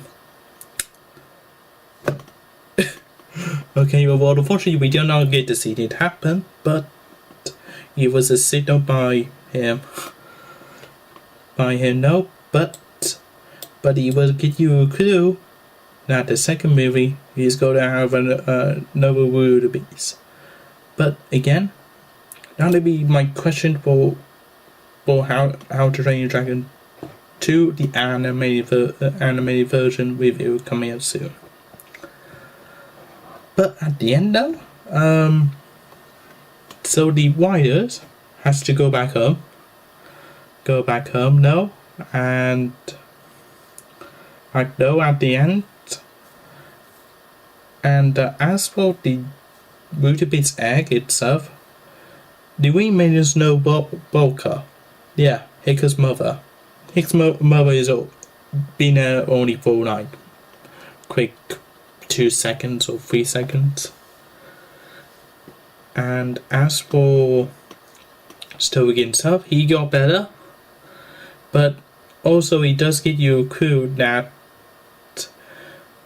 soon enough, Hiccup did say in the episode in the end of the episode itself, soon enough he will pass the power onto me, like sort of really soon. Well, that gives you a clue about the second movie. And at the end, and that's it. That's the end. Yep. This story is done. Or is it? Anyways. Now then, let's get into the characters. Now, all the original voice actors, probably not all the original, but anyways, some of the original voice actors from the anime movies did come back, and they did actually pretty good, actually really well in Race to Edge. Really good. All the characters are still the same, but adding more growth, and they actually managed to pull up more good stories as well, more in depth and more more lore was added into it. We got like means of irons now. It's just instead of just focusing on Berg and probably more other irons like the Arcans or the Berserker tribe or something. But no, this world is actually expanding a lot now. Since like How to Train Your Dragon 2 come out, and now the whole world is now expanded now. We got like Race to Edge, Melody Island, and Dragon Hunter Island, the Ocean Island. Basically it's almost like a whole completed world of a map. And I actually quite like the design of Race to Edge.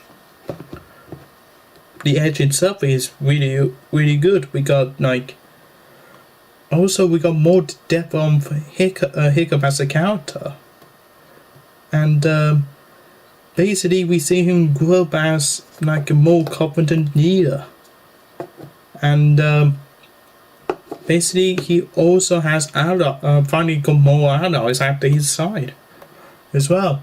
We got like the Archives, the Berserkers, Defenders of the Wind, and the Main Maidens he finally friends of. And for and now he knows. We us as the audience now kind of respect him now.